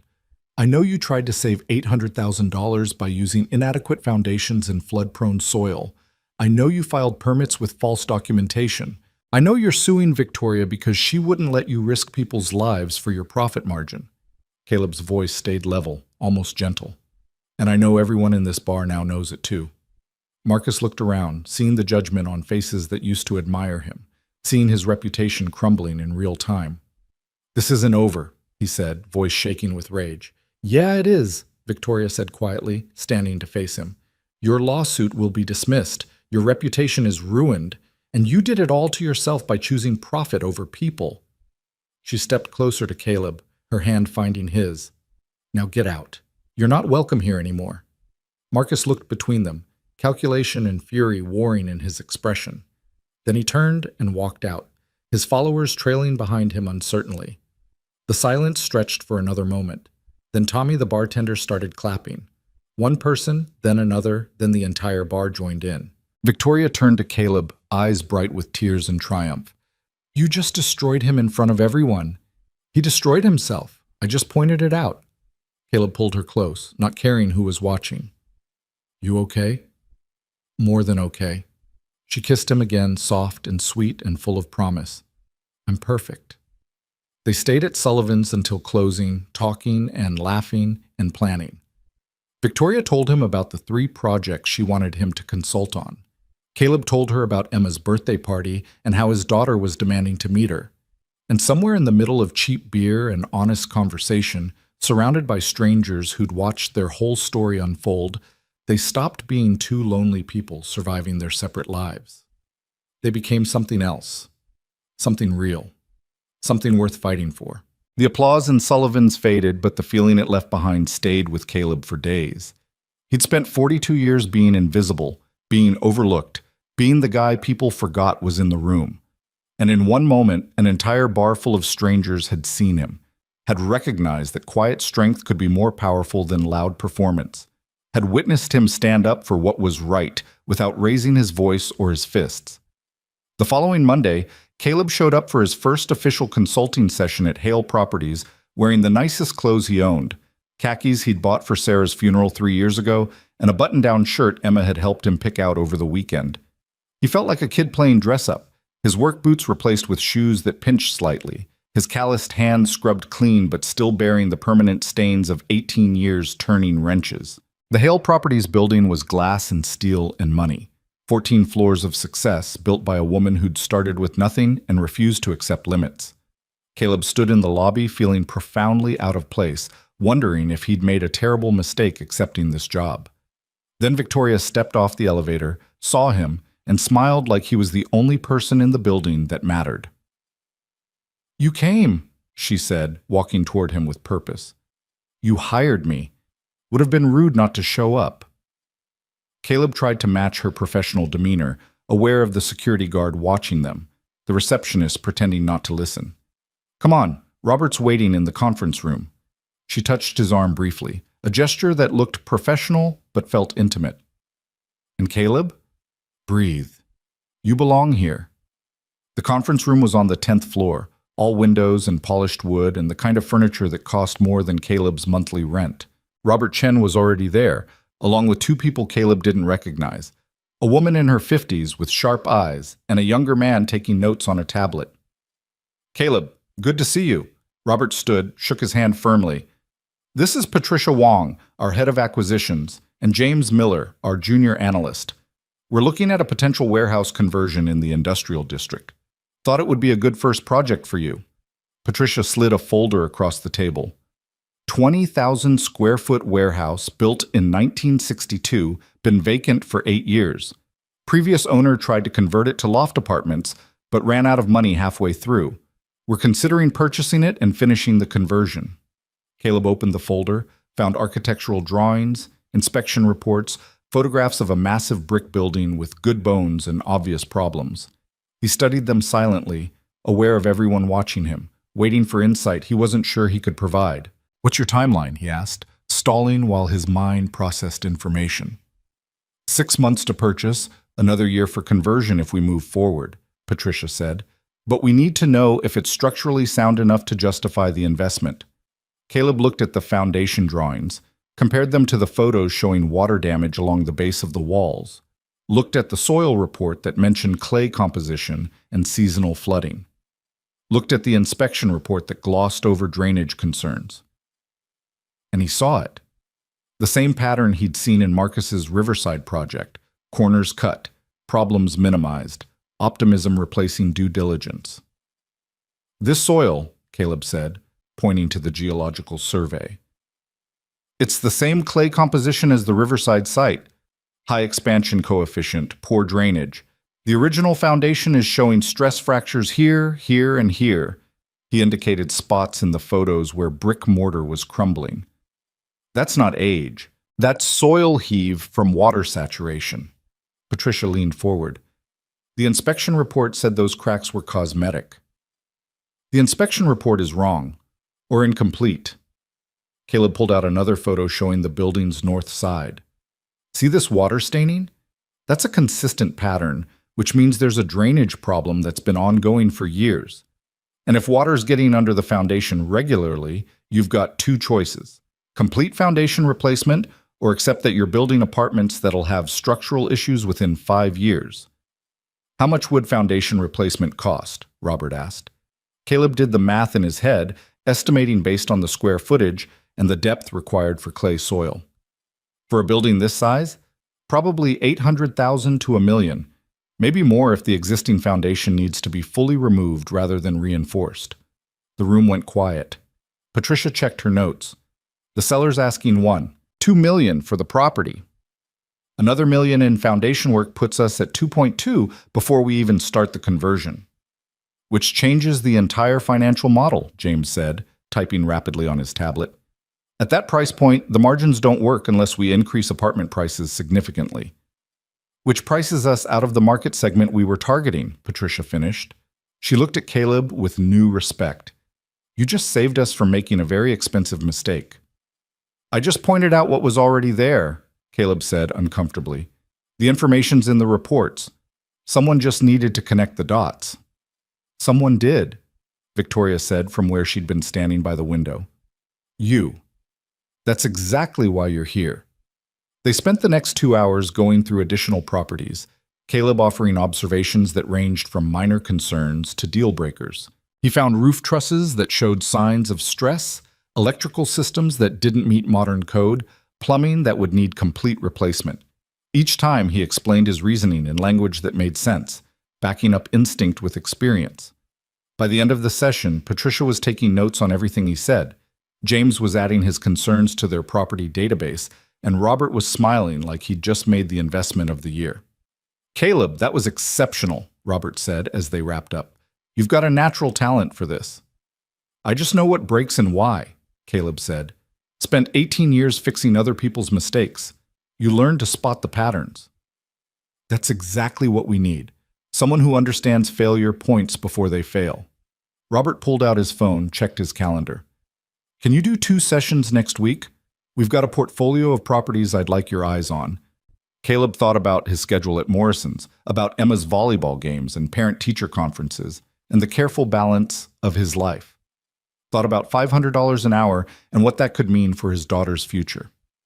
Yeah, he said, I can make that work.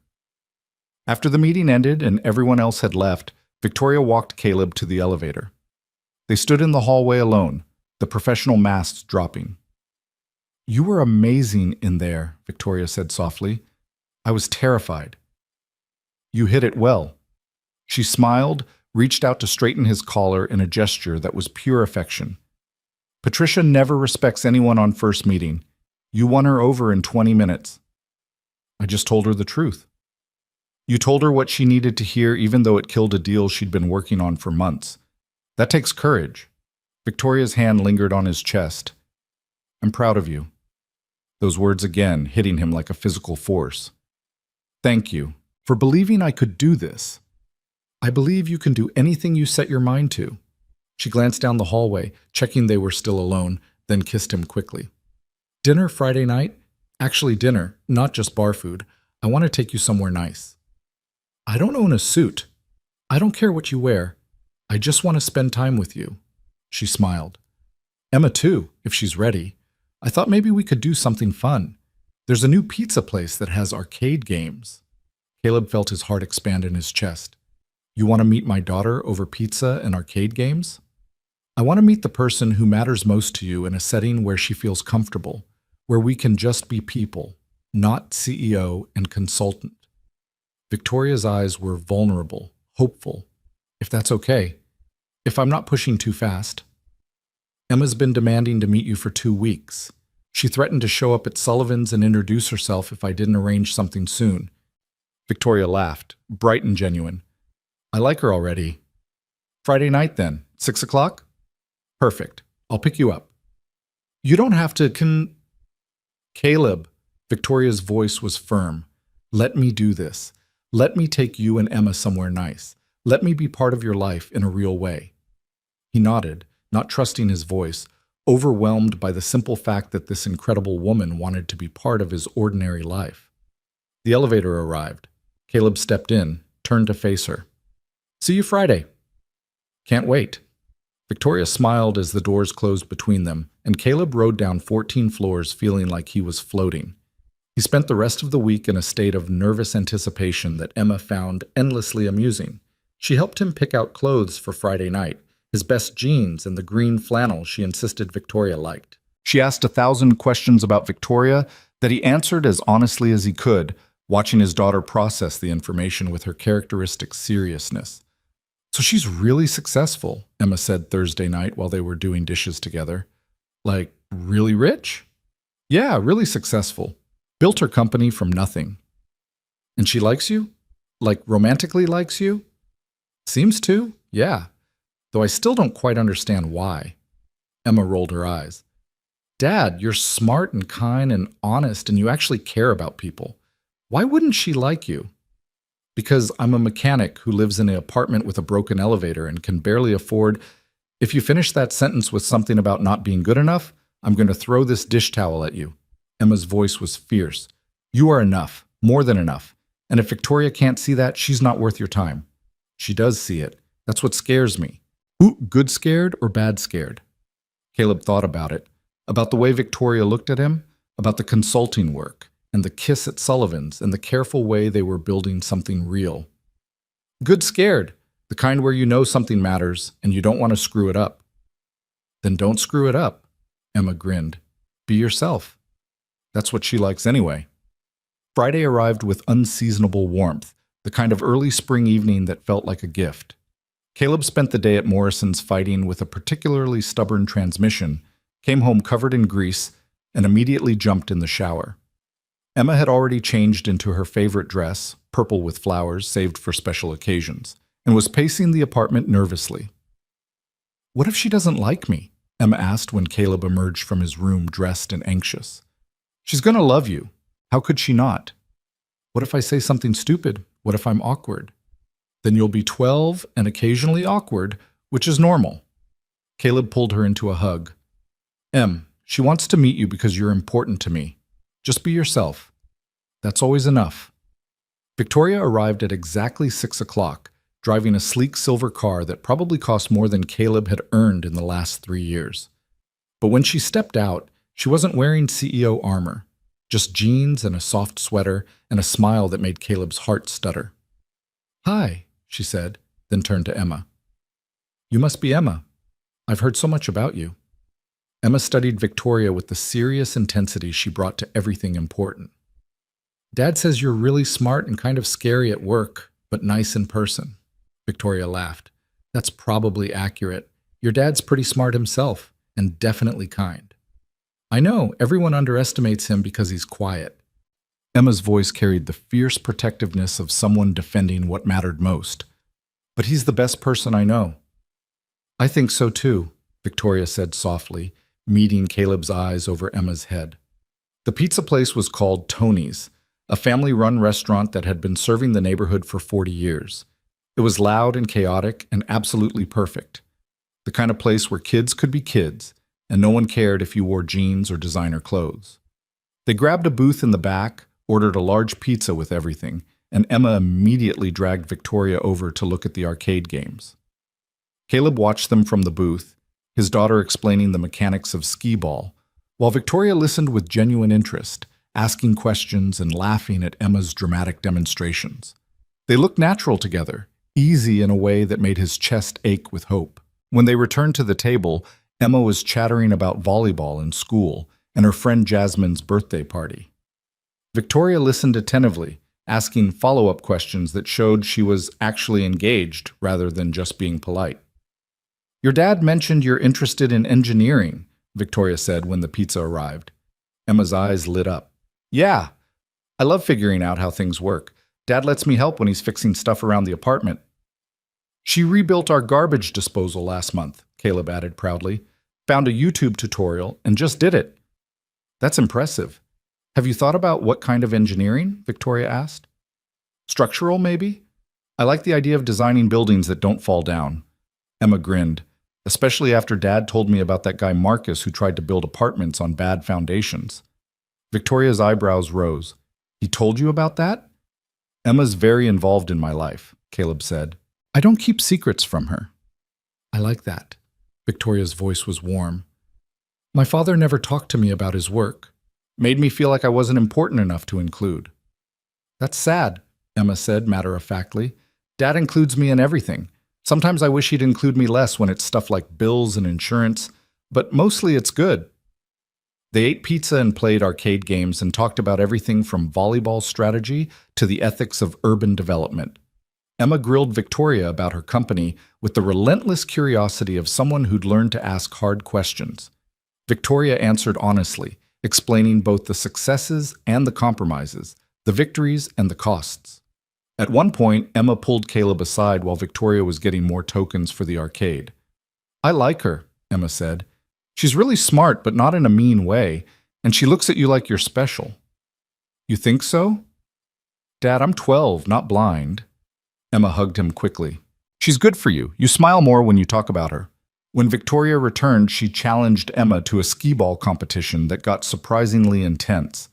Caleb watched them laughing and trash-talking and being genuinely happy, and felt something settle in his chest that had been unsettled for 3 years. This was what moving forward looked like. Not forgetting Sarah or replacing her, but allowing new people into the space grief had carved out, letting joy back in alongside the sorrow.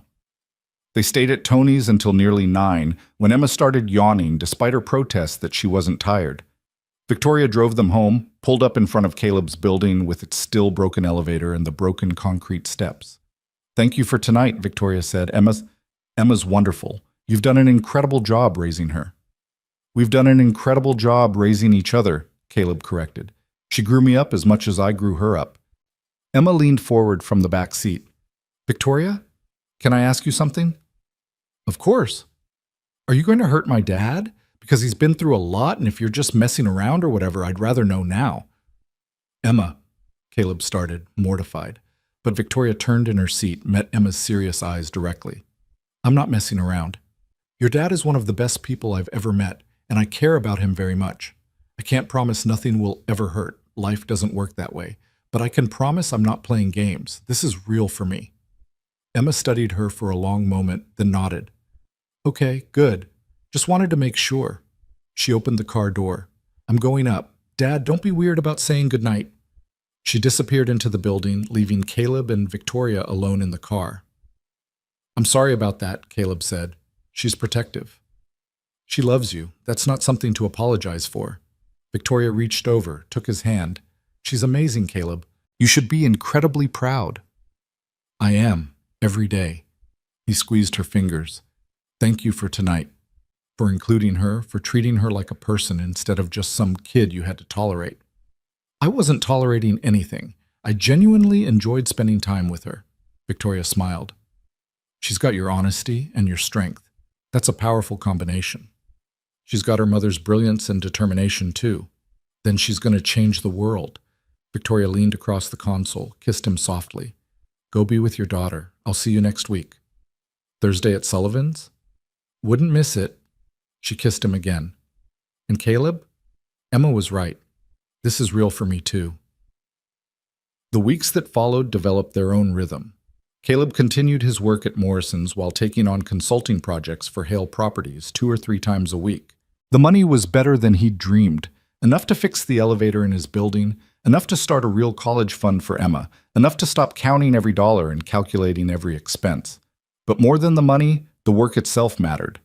He was using his knowledge to protect people, to prevent the kind of corners cutting that put lives at risk, to make sure buildings were safe before families moved into them. Victoria integrated into his life gradually and naturally. Thursday nights at Sullivan's remained sacred, but they added Sunday brunches where Emma joined them. Victoria taught Emma about business, while Emma taught Victoria about volleyball. They became, without anyone quite planning it, something that felt like family. Marcus's lawsuit was dismissed in early May, exactly as Victoria's lawyers had predicted. The judge ruled that Victoria had acted appropriately in dissolving the partnership, that Marcus's permit application showed clear evidence of misrepresentation, and that any damages were the result of Marcus's own actions rather than Victoria's response to them. The dismissal made the business news, along with details about the foundation issues Marcus had tried to hide. Within a week, 3 major clients dropped Lang Development. Within a month, Marcus was selling assets to cover debts. Caleb felt no satisfaction in Marcus's downfall, only relief that the truth had won, that people would be protected from buildings that weren't safe, that integrity, this time at least, had carried consequences for those who lacked it. In June, Victoria asked Caleb to review plans for Hale Properties' largest project yet, a mixed-use development that would transform an entire city block. $20 million in investment, hundreds of residential units, ground floor commercial space, a community center. The kind of project that could define a career or destroy it. Caleb spent 3 weeks studying every detail, consulting with engineers and soil specialists and building inspectors. He found problems, drainage concerns, electrical capacity issues, questions about earthquake retrofitting, and worked with Victoria's team to solve each one properly. The day they broke ground, Victoria insisted Caleb be there for the ceremony. He stood next to her in his work boots and flannel while photographers took pictures and local politicians gave speeches about community development and urban renewal. "This wouldn't exist without you," Victoria said quietly, while someone from the mayor's office droned on about economic impact. "Every person who lives here will be safe because you asked the right questions. You would have found the problems eventually. Maybe. Or maybe I would have been so focused on timelines and budgets that I'd have missed something critical. You kept me honest." She squeezed his hand. "You keep me honest." That night they celebrated at Sullivan's, their place, where this whole thing had started. Tommy served them the terrible $4 beer they'd bonded over. The bar that had once been filled with Marcus's mocking laughter now felt like home. "Remember the first night we talked?" Victoria asked. "You were sitting right there looking like you wanted to disappear, and I was too chicken to come over. I remember thinking you were way out of my league. I was thinking the same thing about you, that you had something I'd lost somewhere along the way." She smiled. "Turns out, I was right. What did I have? Integrity, purpose, the knowledge that success measured in anything other than how you treat people is just noise." Victoria leaned her head on his shoulder. "You reminded me why I started this company. Not to get rich or powerful, but to build things that mattered, to make the city better. You never lost that. You just forgot it for a while. You helped me remember." Caleb wrapped his arm around her, this incredible woman who'd seen something in him when everyone else saw scenery. "You helped me remember, too, that I'm more than just a paycheck for Emma, that I have value beyond what my hands can fix." They sat in comfortable silence, watching the bar's familiar rhythms. New faces had replaced Marcus's crowd, younger professionals, more diverse, less performative. The space felt different now. Better. "Caleb," Victoria said softly, "I love you." The words hung in the air between them, 3 syllables that changed everything. "I love you too," he said, and it felt like the truest thing he'd ever spoken. "Probably have since you ordered that terrible beer just to sit next to me." She laughed, kissed him, and Caleb tasted salt from happy tears mixing with cheap beer. A year later, Caleb stood in a different kind of building, a small community center Hale Properties had donated to the neighborhood, built with proper foundations and earthquake retrofitting and every safety measure they could implement. Victoria was announcing a new initiative, a scholarship fund for students pursuing engineering degrees, with preference given to kids from working-class families. Emma sat in the front row, beaming with pride, wearing the acceptance letter from the state university's structural engineering program like a badge of honor. She'd gotten in on her own merit, but the scholarship from Victoria's fund would make it possible. "My partner and consultant Caleb Reed taught me something important," Victoria was saying from the small podium. "That the people who notice what's broken are often the ones everyone overlooks. That quiet competence matters more than loud performance. That asking the right questions can save lives." She looked directly at Caleb, standing at the back of the room in his usual flannel. "He taught me that success isn't about how much you accumulate, but about how much you protect, how much you build that lasts, how much you care when no one's watching." The crowd applauded. Caleb felt his face heat, uncomfortable with attention as always. But Emma turned around and gave him a thumbs up, and Victoria smiled at him like he'd hung the moon, and he let himself feel it, pride. Not in being recognized, but in having made a difference. After the ceremony, Emma rushed over and hugged him fiercely. "Did you hear? I got the scholarship, full tuition." "I heard, sweetheart. I'm so proud of you." "None of this happens without you, Dad.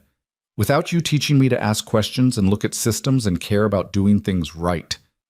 Emma pulled back, eyes bright. You changed everything just by being you. Victoria joined them, slipping her hand into Caleb's like it belonged there. Ready to go home? Home.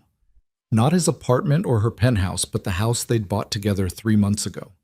3 bedrooms in a good school district with a garage where Caleb could work on cars, and a study where Emma could do homework, and a kitchen big enough for all of them to cook together. A foundation built on solid ground, checked and rechecked, engineered to last. Yeah, Caleb said, pulling both of them close. Let's go home. They walked out into the evening, 3 people who'd found each other in unexpected ways and built something stronger than any one of them could have built alone.